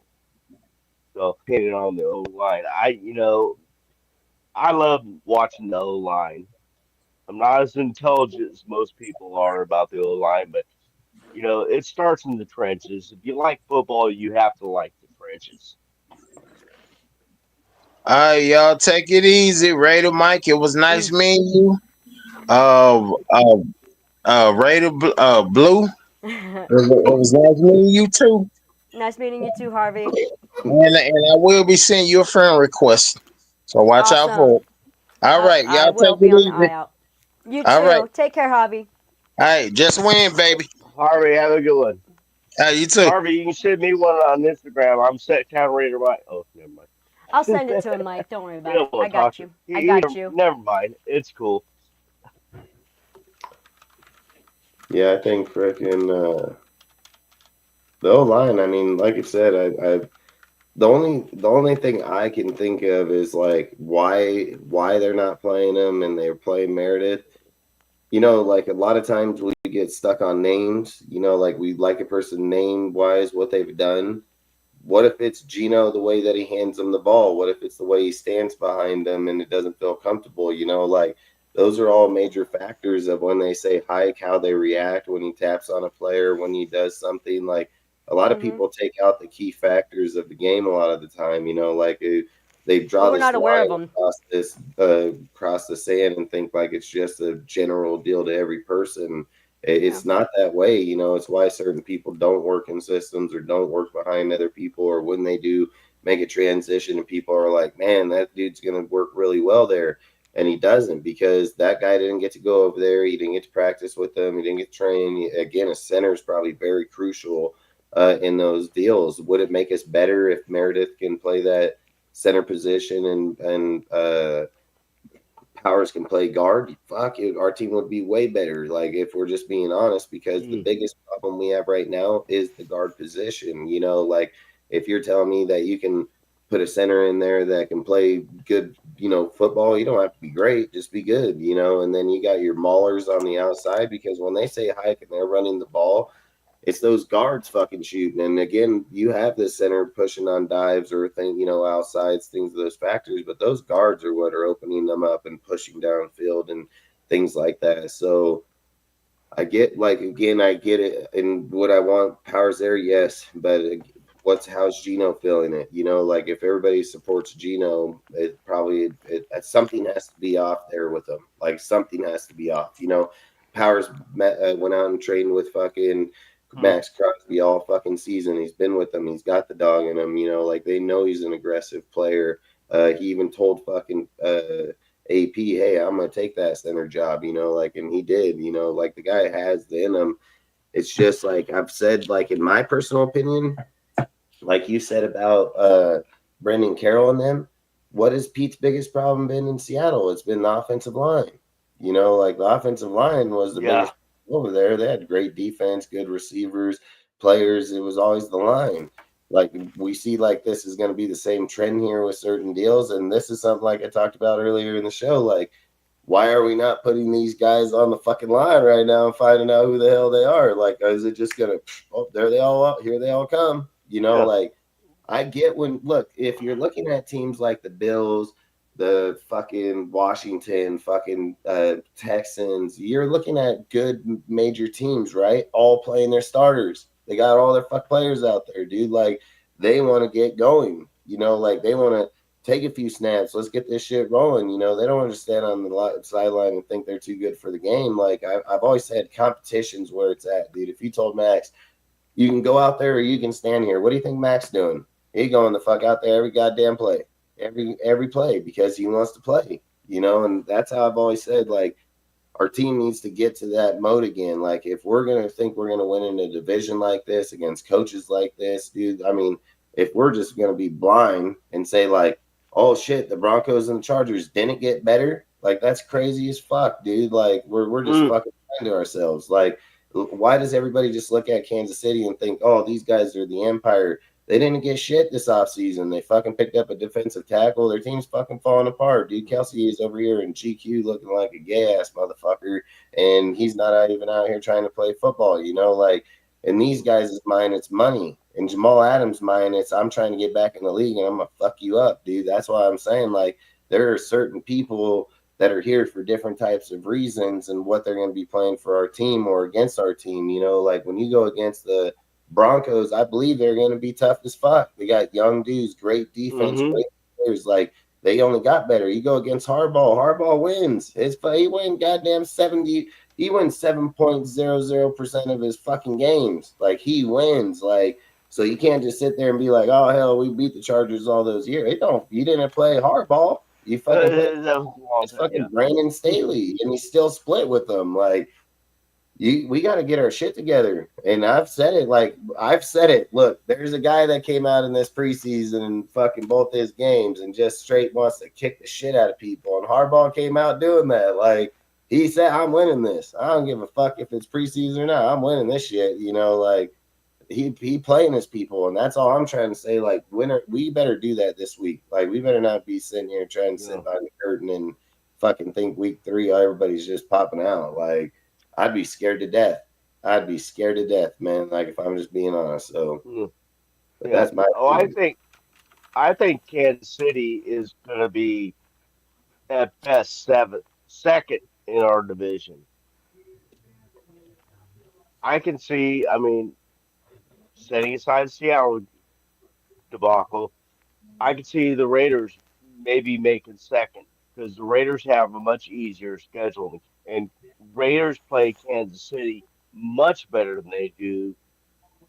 I mean, I'm not talking years ago when we had 8 years of wins over the Broncos or how many every years it was. I mean, those years are gone. I mean, you can't judge by how a team's going to play another, depending on how they played them in the past. Because there's different people, different staffs, different players, Different everything. everything. And thank you. Yes. You're welcome. And Blue always helps me out. Different league, everything. Different difficult language problem. Blue helps me out. But as far as I still haven't lost hope in this team. I haven't lost hope in the coaching staff. There's some things they do that just kind of bewilder me a little bit. Oh yeah. That we haven't seen. That I did not expect. And I have to trust in this staff since I really trust in the staff. I have to think, well, they obviously see something I can't see, because they're there with them every day, you know, you know, Yeah. for practices, for team meetings, for film study. They're there for all that. I'm not, so I'm gonna have to throw all my cards on the table for I'm gonna trust in this staff until they prove me wrong. And so far they have not proved me wrong. So we haven't played. You're so sweet, Mike. I wish I could be like that. I said you're so sweet, Mike. I wish I could be like that. Huh? Because you said I'm gonna trust in this staff until they prove me wrong, and I'm the other way around. See, so am I. I'm like 100% that way. I'm like, fucking, I get your credibility over there at once upon a time, but we can't do that in this business. There's a reason there's only 32 NFL teams. It's not everybody's here. Not everybody can be here. Like, if you're trying to be the best, you have to have the best, and I've always said, like, people used to call Bill Belichick crazy because they would say, man, this guy just drafted a 2nd round pick in the fucking 1st round. Like, what the hell is he doing? And they'd ask him, and Bill would say, he's the best at that position. I want him to play the best at that position. I don't need him doing all this other shit and be good at that position. No, it's a good strategy. I'm just saying, like, I'm one of those people that is like, I do hope for the best. I want the best. I just don't trust it until I see it. Yeah. That's just me. That's my style. I'm not saying I trust it. I'm just saying I want to believe that way right now. I mean, I believe they are way smarter than I am, obviously. Well, they know everything they know all the things. They know everything that we don't know necessarily. Because there's always stuff going on in the background that we don't know that they know. So that might be why they're making some calls that are a little peculiar to me. I'll put it that way. I will say I expected a better defense to come out of a Pete Carroll system. That was a little bit shocking to me. The whole it was lackadaisical. I mean, even Max Crosby wasn't really I mean, there was a difference in how Max Crosby played that game because There were just some the fucker interesting doesn't play want calls. he doesn't want to get hurt, man. He doesn't want to get hurt. Well, of And course. I commend him for that. So I Hmm. mean, it's preseason. So I mean, so you're gonna be. I mean, not you or you, uh, but A person. I mean, it's preseason. We'll see how it goes. The eternal opposite of this on my Raiders, and yeah, that's why I have almost lost a lot of hair, and what hair I do have left is gray. I'm only 25, Dustin. Oh my. Man, yeah, you be looking good, man. Fucking ain't worried about that. Hell, I'd shave my hair all the time, so shit, I ain't gonna hurt me with not having no hair. So I don't I've shave always said either, we but can look at it two ways, man, with or without, and I look good either way, so I'm not too worried about it. So shit, that's I the mean, important part. I still have some hair. I just got one head. It's hey, not a forehead anymore. It's like a we live seven this head. life one time, might as well freaking live it right, right? I don't care. I've earned all these gray hairs. I've earned every one of them. Hey, that's how I always say. When you get gray, you earned it, man. That's facts. I know I ain't gonna shy from it, dude. I mean, shit. I hope I get gray hair all the way around and freaking everything. I ain't worried. I'll be there one day. I just wish it would have grown in cooler. Like some people like Sean Connery. He had that cool Oh. graying going in. No, mine was just all over the place. Like, Like yeah. when they have like But that now it's all streak. over the place. But that's Yeah, why you gotta yeah, let me dye it yeah, blue. cool. I'm thinking about having you dye that Raider shield I told. That'd be That on badass. my that'd goatee. be interesting. That'd be I mean, badass. I could Would you? make the gray more silver and then do the black stripes so it looks like a helmet. Looks like the Raider helmet. Black on the silver on the sides and black in the middle. How long does that take? It's super quick because you can't let it sit on the Okay, like facial hair for too long. let's do it in It Bakersfield Bakersfield next. Yes. deal. Or when you come stay with me and David, we'll do it the day before we leave. Okay. Oh, okay. Yeah, yeah. I'm still not sure about that airport Quiet time with you. my handicap. Silence. Silence. I've spoken. Well, I know, Mike. I love you. love you too, Blue. She's like my daughter. Mm. Yeah, I don't know if you knew Mike that, is my Dustin. favorite. Heck yeah. Hey, I've always said Raiders is family, man. Freaking, I've fought with a lot of them, been friends with them for a long time. I mean, I've do the same with my family, everything. I mean, I've always said that's why I've always been a Raiders, A's, Lakers fan because I mean, we've won and we've lost, but I've always said, like, in all the places I've ever been, that's like a fucking straight, you fuck around, you're getting fucked up, dude. Like, it ain't even no joke. It's a whole different environment, like, Yeah. and it's a good environment to people that, like I've always said, and even in the tailgates or things of them, no money can still eat fucking good. Like, people weren't there to do shit like that. They weren't there to judge. They're there to have fun. People walk off the streets, dude, fucking. I mean, that's what we did most of our when we were young. Just come off there, go watch the game, just like the A's games, things like that. Like, you're just going for the environment, like it's why I've liked it, and this is why I criticize my team, and I don't care how people look at it or look at me or how they view me, because I've said I've seen us good and I've seen us bad, dude, and I've played this game, and I wish I could have went to the NFL. I'm very educated on the deal, so I just want what's best for what we're doing. I don't try to hold on to individuals because it's a business. It's a business deal, man. You're just renting that jersey no matter what your name is. I don't care who your name is.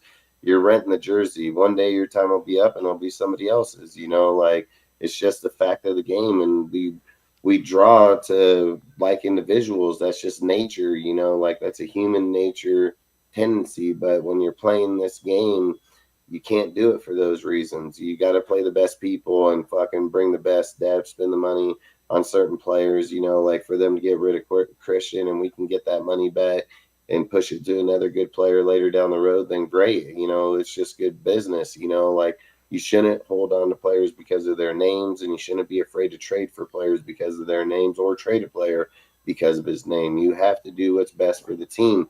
I've always said, like, I'm a fan of the Shield, not a player. You know, like that's what it is. Like, I love Charles Woodson. He's my favorite player ever to play the game that I got to witness and watch.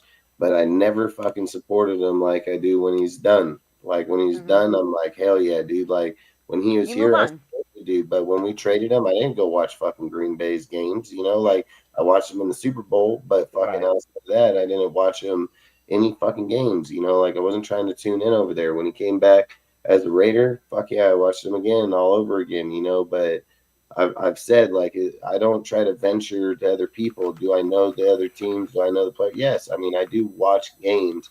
So I'm not going to say, did I click across them and watch him? What I mean by it is like, I didn't go out of my way to go watch every game of his over there, you know, like, once a Raider, always a Raider, because that's the motto of the team. And we can't worry about somebody somewhere else. We need to worry about who the fuck is here now, you know, like, and if we're not making these judgments, like people will say, like, oh, you're kind of harsh on Bill. Yeah, because if we're not paying attention to it now, it's going to get out of control real fucking fast. And we do this with every coach. We do this with every player. Like, look, man, I get it that we got Pete and Chip here, but we've hired every fucking coaching staff, every tandem, every type shit we can think of, fucking guys that have way fucking better pedigrees in offense and so on throughout the history, and we ain't done shit. I've said it, John Gruden, the only fucking coach that's come in here, changed the team for a winning fucking aspect, dude. It doesn't matter from 2002 on, no matter who they hired, who they fired, quarterbacks. We had some of the best quarterbacks in the whole NFL, and we fucking didn't do shit. We were winning 2 fucking games, you know, like it's crazy as hell. And I've just said our culture, there's a reason people say there's 31 other teams and then the Raiders, you know, like our shit is not like other people's shit, dude. And I don't care what the coach is like with Pete, you know, establishing this culture, how he, you know, messes with the players. He knows them. Like Pete has the best success. I've said this. If you're looking at people that are coaches that are player coaches, Harbaugh's a great one and Pete's another one. You know, Nick Saban's another one. But Pete and Harbaugh are good. They know how to talk to players and get those deals out of them. So that's all I'm hoping is he can figure this out before. I don't care. Like, I don't care to judge my team because, like I've always said, I've been judged my whole life, and it only makes you better. You know, when you're under pressure, it's what makes you good. It's when you don't get under pressure and you do, and then you suck. You know, it's just there are people that are sharp to it and people are on it. That's what makes us better. And I think when you're competing against teams like this right now in the NFL, you're trying to look for speed. You're trying to look for quickness. Do I agree with I want a mobile quarterback deal? Like, I don't. I've said most success comes from pocket quarterbacks, actually. But if we're at a point where we need somebody that's mobile, let's get them. You know, like, I'm not against it, but let's do it. You know, like, we don't. As long as it works, that's what matters. Yeah. Does it work? I Does see it what get you're us saying, wins? Dustin. I see what you're saying, Dustin. I mean, and you're a podcaster. I mean, you're doing, you know, you know, if you just go out there and, me being just a guest, I could be Mr. Optimistic if I want to. But if I was running a show to be like that, Raider fans would spot that in a heartbeat.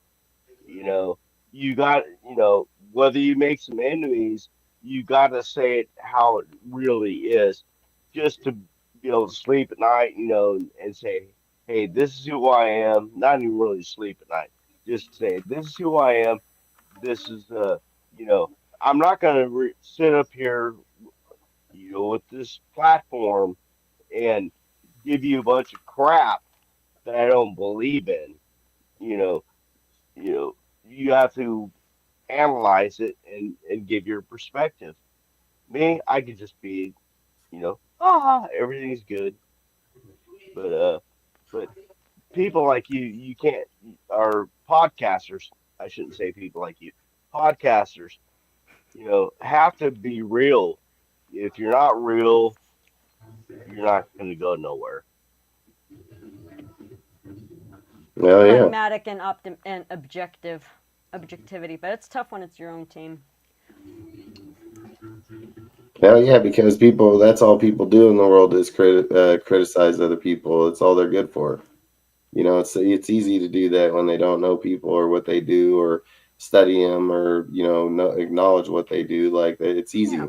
I've always said, is it harder to be mean to somebody or nice? You get put in a situation to be mean. It's easier to be mean to somebody. It's harder to go out and be nice to somebody and give them something or to go to the opposite deal. It's a whole different observation in those deals for sure. Yeah. What else, you guys have anything else you want to talk about in this tonight, or?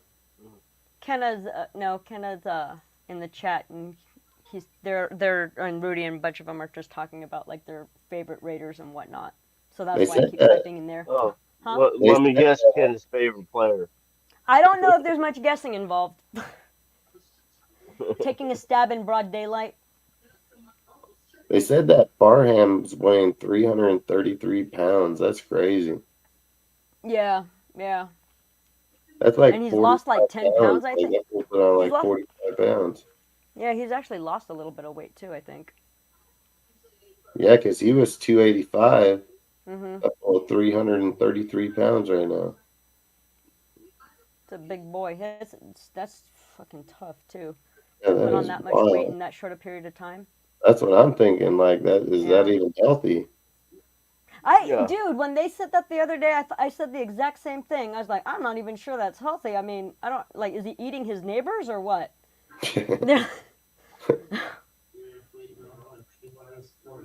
fact. I mean, huh? Maybe if he puts on weight, he'll be all of a sudden better. I don't know. Well, I mean, might be better at blocking or something, or like hit harder. But I mean, it depends on my build. Yeah. I mean, you definitely take up more space, you would think. Yeah, make him go around you, I guess. The idea is to. Size does not usually come with a lot of speed. I mean, giggity, but yeah. Is there any players that you guys want to see individually do good in this camp or at the start of the season? I mean, there's definitely players I'm rooting for, but I mean, I'm too much of a pragmatist and maybe even a little bit of a pessimist. It's like to me, the preseason and training camp, while it can tell you a lot about like a player's character and their willingness, their coachability, their willingness to learn and all that kind of thing, and their capacity for improvement, which is all fantastic. And I love to see it. I think it does say a lot about them. But it's just not enough fucking time to like wet my panties. I just need to see them play a season at least to really make a decision. That's just how my brain works. Mike knows already. I'm going for a PhD right now in applied experimental psychology. So I'm a science nerd at heart, and I just need more data to make an informed decision. Yeah. So I'm really rooting for all of them. I'm rooting for all of them to succeed. If they all succeed, the Raiders all succeed. So, that's what I'm looking for. Oh, good night, Jack. Some of the players I'm looking forward to is DeCam. Want to see how he does. Jamal Adams already looking good. I really want to see, but I want to see how he does. Next game. So I'm going to be watching. As far as the guys I'm going to be watching at the San Francisco game, or Santa Clara game or whatever, is DeCam. I want to see Jamal Adams more. I want to see Dante more, and I want to see Betch more. Betch, yeah. What about Malcolm Kuntz? What do you guys think about Malcolm Kuntz? Do you want to see him more this season, or what's up, babe? Well, yeah. I thought you fell asleep. My bad. Well, I think we're gonna see Kuntz more in the regular season, but I don't know if they're still weaning him off his injury from last year or not. I don't know what the deal is with that, but we'll see more about that. But I was just thinking of more The players that we rookies. just got this year who I'm excited to see, or not got this year, but year one or two guys that we have with us. Uh, and yeah, so but that's why I said those players. I'm actually excited to see Bowers in year 2 with a better, with a better coaching staff with more talent around him. No, Assuming that they no. all work out right. But yeah, I would love to see. I'm actually pretty excited to see what Bowers can do. Well, that brings up a good point too. I don't know how it would be in a fighting Irish guy like I am. I don't know why I didn't bring up Michael Mayer. Oh yeah, I'm really excited to yeah. see what he can do this year.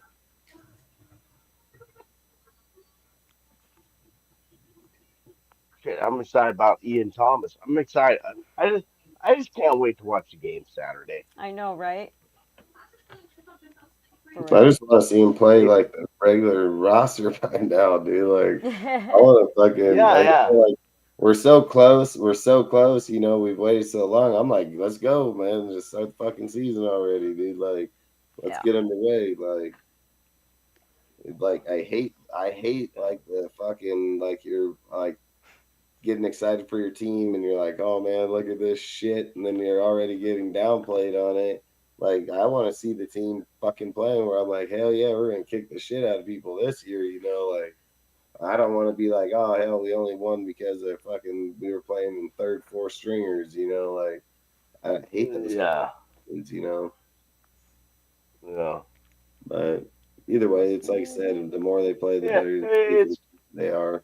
It's it's one of those things. Preseason doesn't matter, but it fucking really matters. I'm If like, you're a it Raider does fan, too. you It don't does. give a shit, man. You've been waiting. We've been waiting for all these months since January to see some Yeah. Raiders football on the field. We don't give a fuck. I if it's preseason, you know, Yeah. you know, joint practice, whatever. I'm just excited, and it's going to be great for the podcasts. I love watching podcasts and stuff Yeah. like that to get I might some, be. more real football and because all we everybody can do now, no offense, to can do is speculate right now, Oh and yeah. I want some, like you, Blue. I want some facts. I want some analytics. I I want to need more see. stats. God damn it. Yeah, Yeah. you But know. I might Hey, actually go out to the joint practice though, on the Nice. 14th. are Yeah. you I might. I nice? might. I don't know. It's been so fucking hot out there. I'm lacking the motivation to go outside. But That shit I will mean, be crazy. I mean, if you're What's it really like 112 there now? today hit a high. It was like 113 or something like that. But Jesus Christ! I had to put a sweatshirt on. listen, you're lucky we're not on Nav's channel. I'd boot you off. It's an inside joke. I always tease her about Yeah, the he's like, gee, weather. it's chilly out And here, and I'm like dying. I mean, Like, it's Sacramento, man. It's Sacramento. It's not cold here, but man, we had this north wind blow up today. I was like, fuck, man, I gotta put a sweatshirt on. I meant to ask you, Dustin, where are you at? I'm in Oregon, but I'm originally from Lockford, California.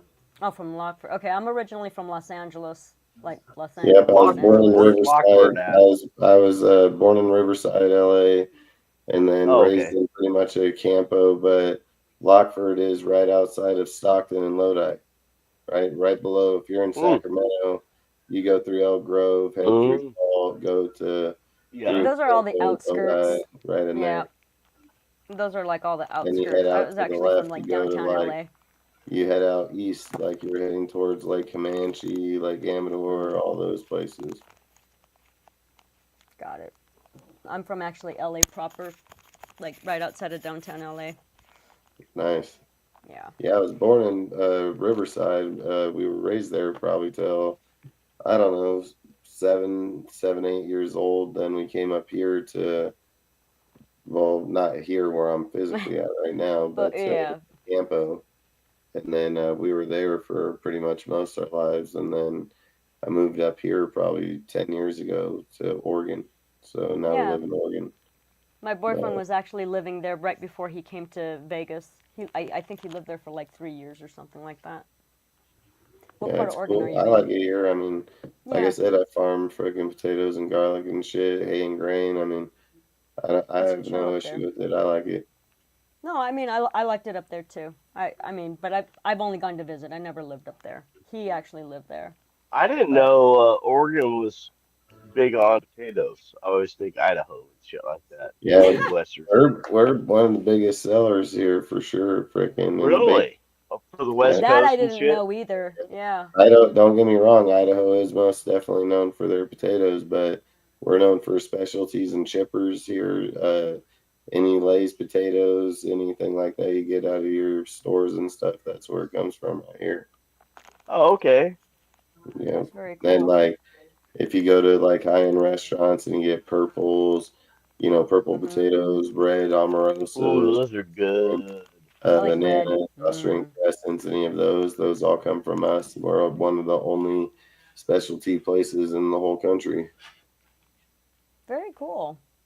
And then like right now we're doing garlic. We have over 100 acres of garlic that we're digging right now. So we're Nice. about to finish one of the fields tomorrow, and then we'll be in the next field for the next week and a half, and then plant it, and then go to potatoes till October. So Oh pretty wow. much what Oh, we'll so do. you got to rotate the crops, in other words. Oh yeah, we Well, got yeah, because they rotated thrive in different weather. with garlic with potatoes, hay, Garlic. grain, put all different kinds of deals, rotations. Rudy just So, said do that you have all Oregon and the? How many acres is this you're talking about? Well, we have 1,500. fuck, Whoa, Jesus! dude, Lord Stanley would love running on that. Yeah, we have 1,500, and we farm. Like I said, we probably have about 700 in hay. I mean, we got a lot. I mean, we do a lot. Dude. So you Oh, got a Rudy. lot. You got a lot 500 of farm acres in equipment too. potatoes, Then 500 acres in potatoes, 100 yep. acres in garlic, and then you think that we do russets for seed, so it's 80 acres. I mean, we do probably 600-700 acres of that, and then 700-800 acres of hay and grain. Rudy just said that cherries was like one of the biggest, or that Oregon and Washington were like the largest producers of cherries. Is that true? I don't know. I've never seen cherries here. I've never. I was I don't. saying with all the rain they get, I've seen I think cherries the in cherries would California. be I know exploding that. out there. I mean, down there in Modesto, fucking down in Yeah, Modesto, Oakdale, walnuts and yeah. cherries. I mean, I see that all over down there, but I don't know if I've seen them here, cherry wise. I've only barely seen Yeah. wine here, like grapes. Like Yeah. I've barely seen that here. Like up here, like where we're at, it's either mint. A lot of people do mint, relish. Is it radish? It's radish, right? Radish. I'm like relish. That's what you. Yeah, so it's That's the radish. after product. I always get the fucking name confused, but it's mint, radish, garlic, potatoes, hay grain. You can do peas, you can do mustard seed, you can do rye. I mean, grass. I mean, you're only doing certain crops here. Strawberries. We got strawberries for sure. Yeah. And then, like I said, I've only Okay. seen one place that has actual grapes, like they're growing for wine, like type Well, setup. yeah, and that's in California too. It is closer to the California border. Yeah. No, I meant Northern California too. That's where all the California vineyards are. Oh yeah. Well, I Napa got Valley, Northern. some Napa weed Valley. growing in my backyard. Yeah. Oh yeah, we know. Mike. He's like, I got some weed in my backyard. Yeah, facts. But shit, dude, I used to grow Yeah, so he much. knows.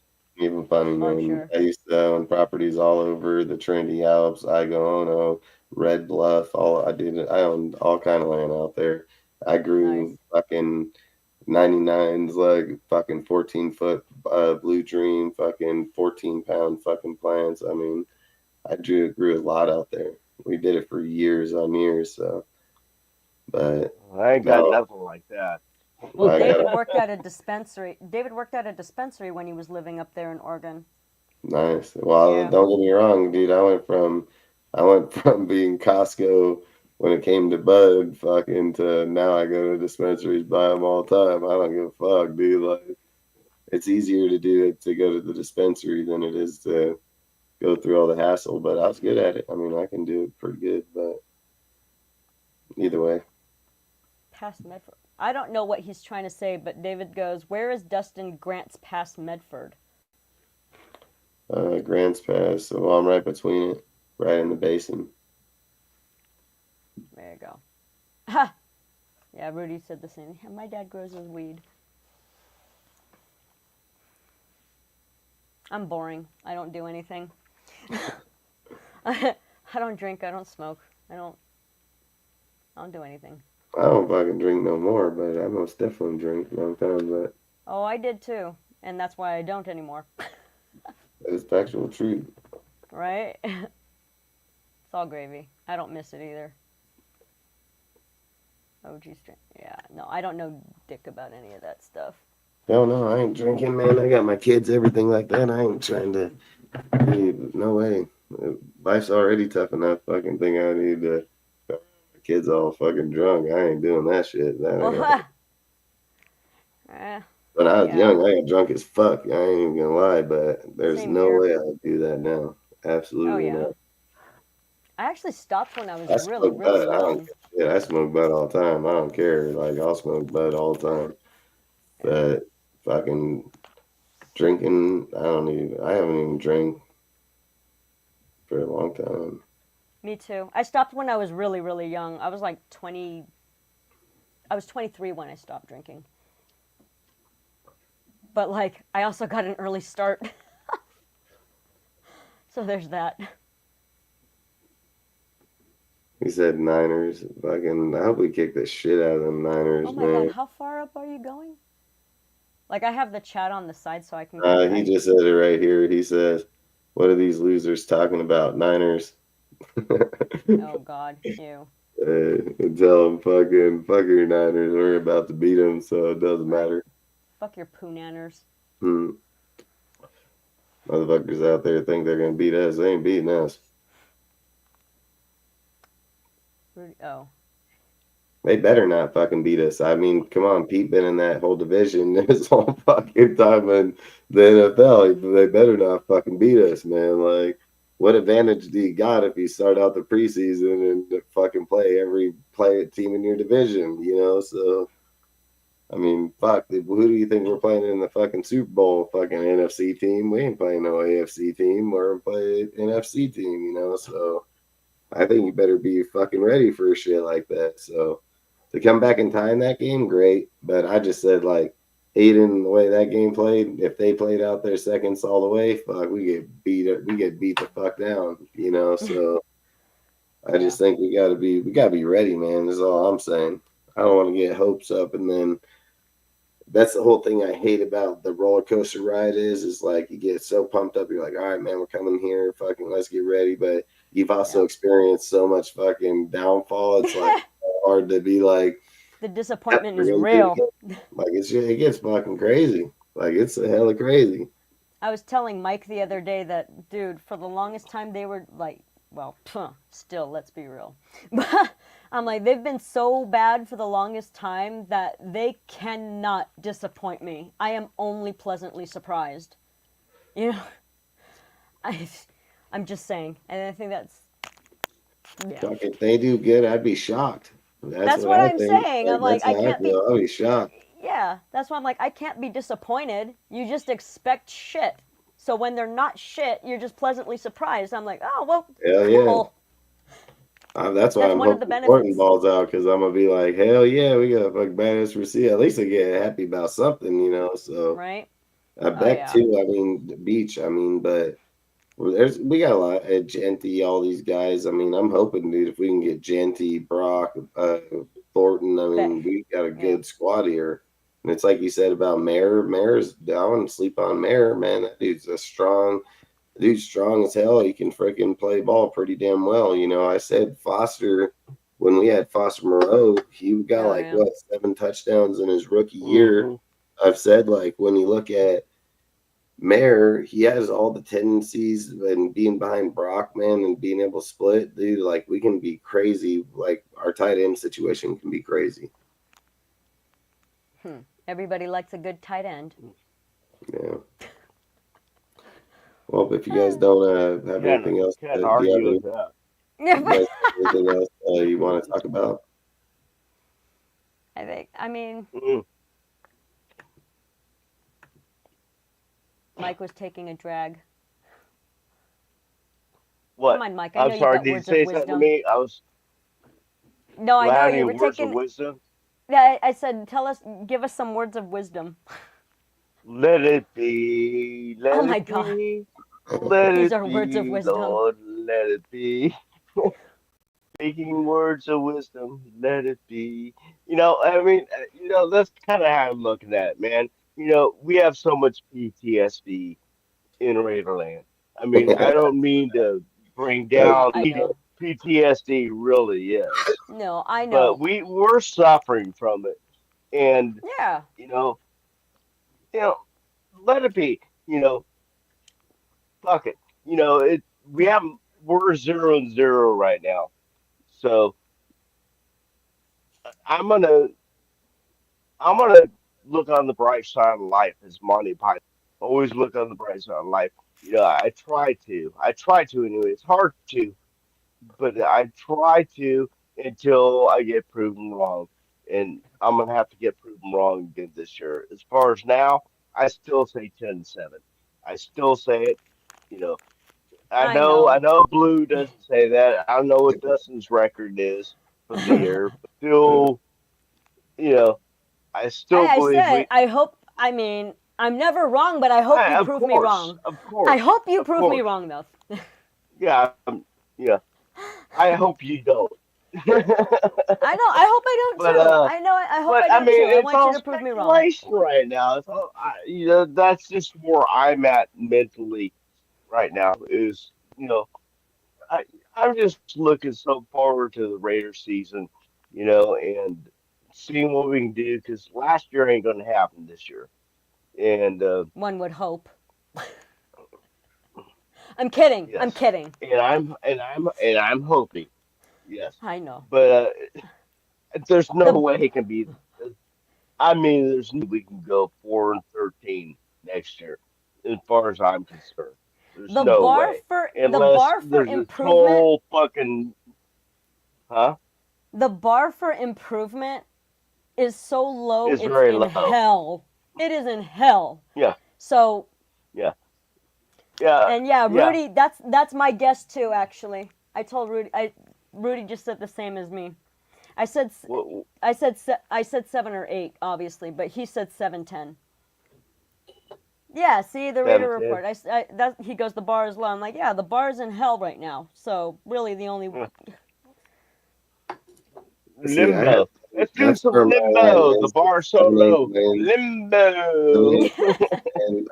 7-8 wins, losing 10 at the highest. Like, I mean, I can see us getting 10 if the team plays like they should, and I can see us realistically around the 7-8. I mean, So you said the same thing as he's me. changing things, and you're just trying to be competitive. You're not. I've said it. Look.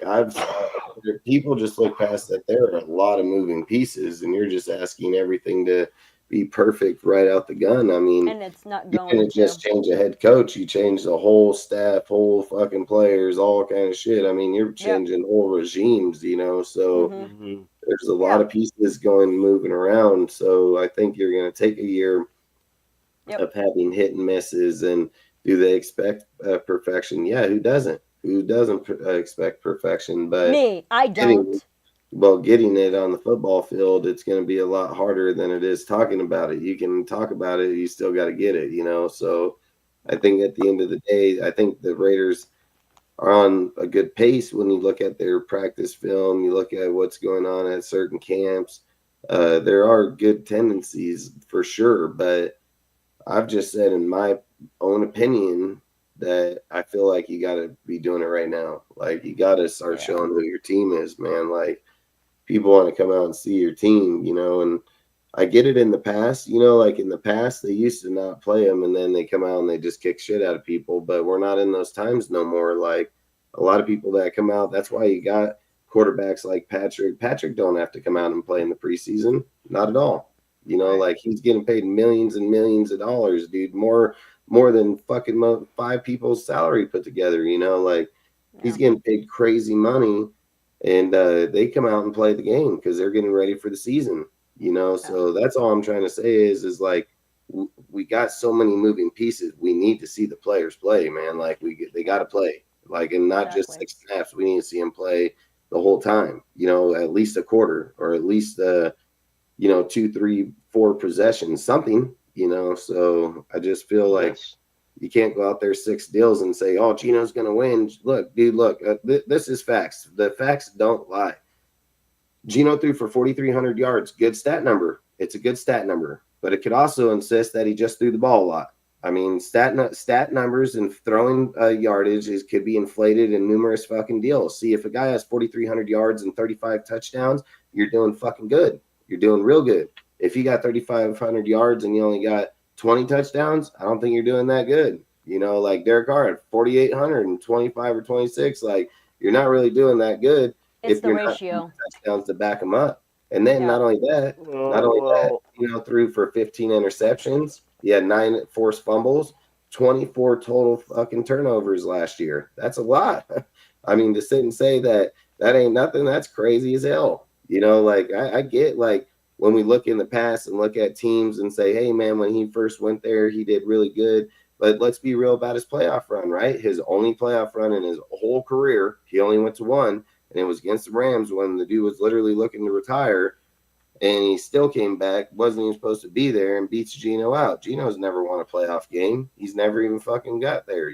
Like you can't overhype. And not only that, he got there on a lesser record than he did when he first came in. Like all those things all add up, and how they got there and what they're doing. Like we can overshadow individuals on teams like people did with Jimmy. They said, oh, look at Jimmy. Jimmy's going to come in here. He's going to replace Derek Carr. He's going to do good because he was with the Niners. And I said, fuck, they got a fucking damn top 1, top 3 defense. We got fucking ranked 26.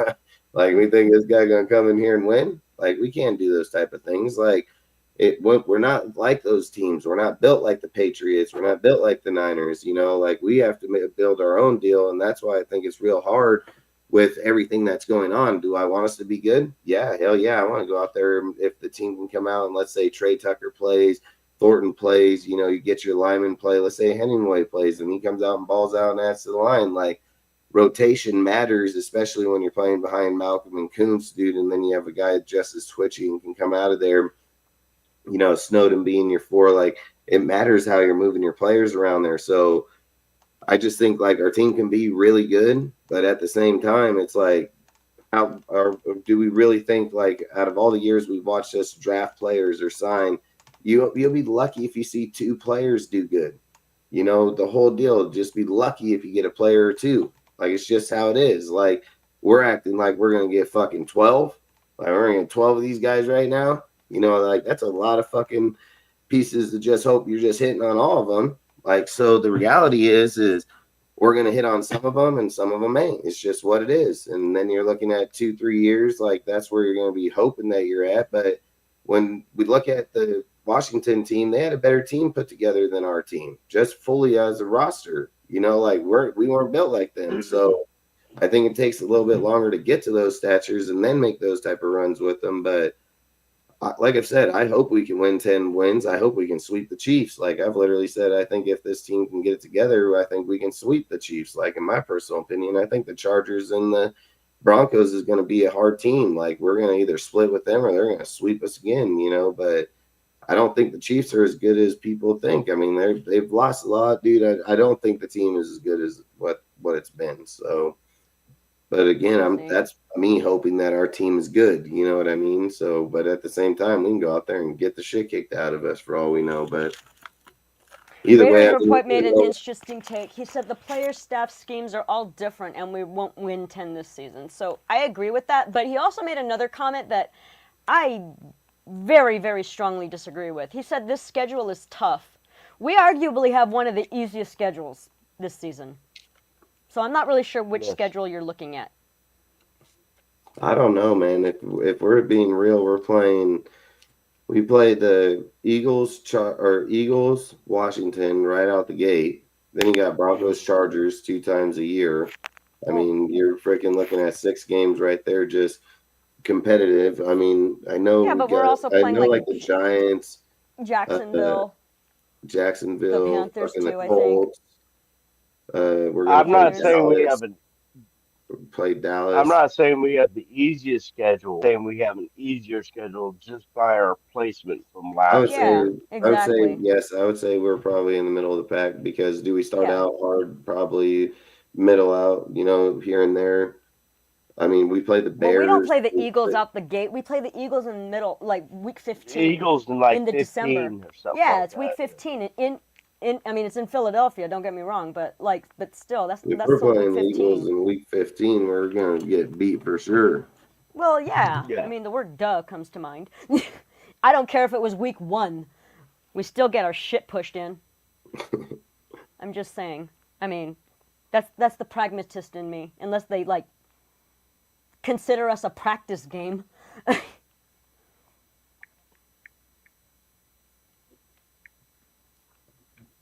But of course, like I said before, they're already locked in, and they don't really need that game. So that's what I mean. I'm like I said, they might use us as a practice game for all we know. Yeah. I mean, could be one of those games for us. Where they're a sleeper game. Yeah. But I'm not. I'm expecting Philadelphia to clean our clocks. Yeah, exactly. I mean, week 1 we start out with the Patriots. That's our first game, right? And then the Chargers, Commanders, and then the Bears. Obviously our week 2, week 3 games are going to be tough, but then we have the Bears, the Colts, the Titans. We also play the Jags in week 9. We got the Cowpies, and then the Browns in week 12. Well, we better beat the Cowpies. I swear to God. Dude, I don't want to hear my cousin's shit. You have the Texans at the end of the season. You're gonna have the Texans at the end. Yes. The Chiefs at the Well, end. the Giants are 17. Yeah. Giants are trash. They probably ain't gonna win no games. Frickin', you got to face the Eagles, Texans, and Chiefs in the season. Like literally. Yeah. And you're you gotta go Chargers. You gotta go Chargers, Broncos, Eagles, fucking. Texans, freaking Chiefs. That's gonna be tough as hell. I mean, you're playing all your division games right back to back, and 2 competitive teams outside of the division. Yeah, Browns. I don't know. I mean, what is Shador gonna come and beat us for not picking them? Fuck, dude. That'd be typical. Hey, that's fucking Raiders, man, wouldn't it? I ain't gonna but lie, I dude. agree. The second half of the season is way more difficult than the over there first half. talking shit in the deal. Like, should have drafted me. I actually don't disagree with that. He goes, the team could finish 1-4, and I don't disagree with that. I don't know about the Cowboys. Cowboys look lost as hell. I don't think that's because the Cowboys are fucking making some head scratching moves. I mean that whole that Dak Prescott fucking contract. Oh my God, $250. I thought it was a joke. When I first saw that, I thought somebody was fucking with me. I mean, you got to start out pretty hard too. You're going to go the Patriots. Well, that's not. Fucking the Patriots, the Chargers, Washington, the Bears suck. I mean, I think Ben Johnson sucks. Freaking, you're going to go the Colts, which I don't think. From Tennessee, I don't think. But then you go Chiefs. Then I don't think Jacksonville. I think they'll probably suck this year. Then you're back at the Broncos. Then you're broken Cowboys, the Browns, Chargers, Broncos, Eagles, Texans. I don't know. That's the thing too. Like, you look at the teams and you think they're going to do good because of what they did last year, and we all know there's teams that'll not play that well this year. Just off of how the NFL plays. So there's a lot of swing games in there. Just a few. We may think that, like I said the before, Bears might not like I be said good and they come out and kick the shit out of people, so. Yeah. I mean, there's always those few I see too. a lot of people taking the Bears to beat us. Yeah. What if And fucking Cam Ward comes out and fucking just has a crazy ass rookie year? It does happen. It does happen. I mean. Jacksonville. Okay, I we just have think we have Trevor a mid Lawrence we have is a mid horrible, schedule. so. I just don't. We have a mid schedule. So okay, maybe I overreacted a little. My apologies, Raider Report. I have been humbled. We have a mid schedule. I don't think it's tough, but I do think it's mid. Mid is easy, good word for sure. It like I said, it can either all the teams can just be elite and it'll be hard as hell, and if there ain't, like you said, some of the teams that are supposed to do good won't, and then we'll be all right. So right. we just got There ain't no easy. There ain't no easy schedule. There's there's no Speculatively easy easy. season. Speculatively Yeah, easy. You still got to win. I'm just saying. Yeah. Yeah, but I agree with that. Yeah. Anyway, don't know where I was going with that. No, I mean, you still got to win. You still got to show up. I mean, how many times have we lost to shit teams when arguably, like, our teams on paper are definitely the better team? We still ate shit against, like, fucking teams that there's, like, literally no excuse to lose to, really, other than we suck ass. I lost track years ago. That's my point. So You go win against Baltimore and lose against Carolina the following week at home. I mean, come on, exactly. Really? Yeah, I mean, the win against the Ravens was literally a fluke, though. I mean. Oh yeah. Well, I know why we won that Ravens game, because we had Rob Leonard and we had Rob Ryan literally on the team that schemed against Lamar Jackson the whole damn time. They know how to stop Lamar. That's not a problem for them. They've been doing it for years. Like I've said it, Marvin Lewis played in that division. He was favored in that division against the Ravens. Like there were multiple people here that knew that team. I've said, why do you think we played so well there? But when we played Carolina, we got beat by Andy Dalton, not even play for a whole year. He don't even play a whole fucking year. He just come right off the bench, kick the shit right out of us.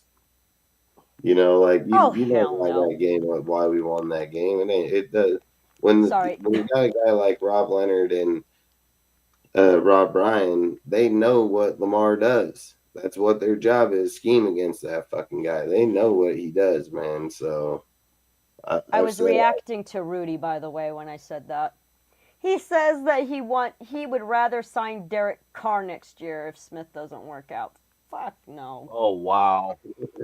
Rudy. Are you I like kidding you, me? but that is no.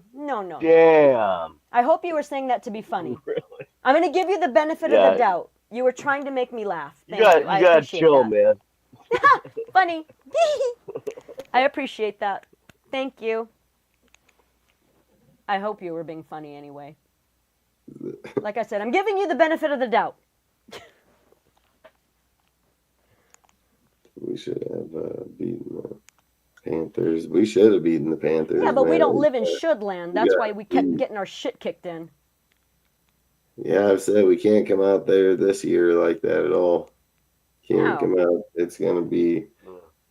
We're gonna go straight out to the Patriots and then come back for the Chargers. Like there's nothing easy in them first two. So, but we're gonna get closer to it either way. So, you guys have anything else? I got to get up early in the morning. So, we're about to end up here. I got to go. I got to get up at 4 and it's already 1. Oh, yeah. Well, thanks for having me on the show. Yeah, heck yeah. Anytime. We go live every Tuesday and Saturday. You guys are more than welcome. Come on anytime and talk football. I mean, shit, like I say, I always love talking football for sure. But you guys are more than welcome anytime you guys want. So it's not deal. If you guys want to give a shout out here before we bounce, you can. I'll be right back though. I gotta get this. Yeah. Blue giggity.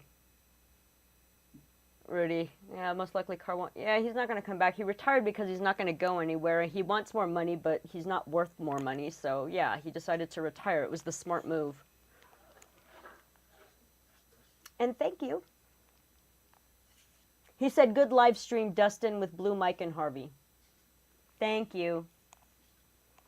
Oh, yeah. Good night, ASAP. You know who ASAP is, right? Yes, I do. And I'm still going to say goodbye anyway, because he was supportive. Good night, ASAP. There you go, Mike. Good for you. That hurt. You be nice. Don't make me come over there. Yeah, if you guys want to come back on Saturday, we'll talk about the game after the preseason game. Obviously, it'll be at 9:30, so we could always, you guys are more than welcome to come back on there and see how. I think we play Saturday, so work out good. You know, we don't play Saturday. We play at 7 o'clock our time Saturday, 7:15 or something like that. Huh? At Oh, yeah. night? Wait, it's a 1 o'clock game, Mike. I was thinking. No, I thought that was just no, this it's weekend. 1. It's a 7 o'clock game. Then why are They my change it? tickets? Yeah, it's a 1 o'clock game on Saturday. I know because I potentially going. They must have changed the time. Yeah, no, because I thought it know was I 7 remember o'clock. I remember it was late. It was like a 7 p.m. game, but Right. yeah, it changed. It's 1 o'clock. 1300. Oh shit! I didn't know that. 1300. Thank you, Yeah. Blue. Oh, you're welcome. No, Yeah, I remember that too. you miss the game and then go try to watch it at 7. I'd be so I'll be at pissed. 7 o'clock. Me too. Got my super box going, trying to get the Dude, channel. I'd be fucking pissed. I ain't even gonna lie. If I didn't Dude, record it I'd be did so happen mad. to me. It has happened to me, but it wasn't Raiders though. It was the LA Kings hockey. So yeah, I was mad as fuck. Anywho, I know it's bedtime for you, Dustin. So. Heck yeah, but like I say, you guys are in the chat, everything like that. I put the chat and the Discord up top if anybody wants to, don't have a way to watch games or see them when they come out. In the very top of this chat, we have our Discord up there. We stream every single game from preseason to regular season, and if we get lucky and make it into postseason, we stream Raiders all year long. Just come into the Discord, hang out and chat, and you can watch the game any way that you want with all your friends. We usually have a lot of people in there, so it's pretty cool. And I always say it's just an alternative for people that don't have a way to watch them that week or, get tuned out or something like that. So outside of that, if you want to join the IG, you're more than welcome to join my IG. We have a chat on IG that some people get carried away spamming. I was just about to say that. Some people blow us up a little bit. You know who you are. Oh yeah, motherfucker my phone would be going off like mad. Right? I'm like, thank goodness I have that thing on Do Not Disturb. But like when I'm wearing my watch, the battery dies like that. I'm like, I gotta put that shit on Do Not Disturb. He's a troll like motherfucker, dude. He does that shit intentionally. He knows that it's gonna drain that battery. He knows your phone's gonna be like beep beep beep beep beep beep beep. Yeah, you better stop your shit. Guy, he plots that shit. Right? I have to put that shit on fucking dude. I gotta silence it. Right? Yeah. Oh, dude, Rudy, that's gonna be nice. I mean, cold as fuck, depending on what part, but yeah. No, he's gonna be up in Alaska from September to November. My God, fucking brutal out there. I love it in the summer, but ooh, any other time, hell no. I'm too much of a pansy. Do either one of you know what network the game's going to be on Saturday? Yeah, give me a sec. It will be on. Don't tell me NFL Network. They fuck us every time. I hope you're sitting down, Mike. Oh, yep. Fuck. It's NFL I Network. know. God you're going to have to stream man. it. You're going to have to stream it, buddy. That's how I do it, too. You're hooked me up with the Stream app, and I can watch the game on now. Are you watching God on damn it, man. Stream East, right? Stream East, yeah. Stream East, 100%. Yep. I used that one, and then there's another one, too, which was, You have Sports Surge, Stream East, you have all goddamn kinds of Super Box, man. I got Super Box. I'm supposed to get every channel in the world, Except for the NFL channel. But they play NFL channel, nope. That's so Netflix, fucked, dude. no. Wow. I'm surprised you don't get Netflix. But yeah, the NFL Network, man, they can go fuck themselves. I'm like, dude, I live in Las Vegas. There's no fucking excuse for that shit to be blocked out. I'm just saying. Oh, thank you, David. Yeah, that's the one. The TV app. The TV app is another one. Did Which, they by say the way, has worked a ESPN lot just better. bought the NFL ticket? What's up? Is that what they said? The NFL ticket is by ESPN now? Is it? I don't know. I seen a post say I that. thought it was YouTube or something. Yeah, I thought it was Well, I YouTube thought- as well. That's what I thought. I haven't heard that about. Wait. Or I can have be I? wrong. This guy might be saying some bullshit. That's why I said it. I saw something about the NFL Network being available, or some of the games being available on ESPN. Because I have a subscription I caved last year. Yeah, I could have swore somebody. This guy Yeah. said. See, it is still YouTube. Okay, NFL Ticket is still YouTube. All right. That's what I thought. I hadn't heard different, but NFL Network merged. That's Yeah, why I NFL say Network merged. don't with believe everything everybody says out there. Ain't that the truth? You gotta fact check everybody and everything. That's facts. I know that's why a lot of people don't like talking to me. Well, when he I said annoy that, the piss. I said, No, seriously, it's lonely at the I top. was like, bullshit if it's by ESPN. I thought it was by YouTube, man, but Yeah. Well, no, not only that, but like all sorts of weird shit that floats around there. You know what I mean? I'm they constantly said, fact checking shit. did the UFC go to CBS? I did not hear about that. What? That UFC went to CBS? Yeah, dude, I'm telling you, some Well, weird I shit going heard on. what you said. I just didn't know Some that. weird shit popping off over here, dude. They said that the WWE is going to pay-per-view and fucking UFC is going to CBS with no pay-per-view. I'm like, what the fuck? There's a I'm lot like, of weird I crap. highly doubt that, but I don't even. I don't get into all that shit, dude. When people start Neither. doing that shit, I just think it's weird when they do because I'm like, I don't know, man. Well, for They're pretty sure. cut and dry on that kind of shit, for sure. Well, I get mad as fuck when I see that kind of shit. That's why I don't mess with it. I just stream everything. You and me both. Yeah. All Especially right, if well, we're going to pop sorry. off out of here. Like I said, you guys can hop on Saturday if you guys want. All right. Outside of that, I hope you guys had a great time. Hope you guys have a great day. For sure, you Salute to too. the chat. Salute to the mods in the chat. Yep. And we'll see you out here on the next one, man. Peace out. Nighty night. Good night.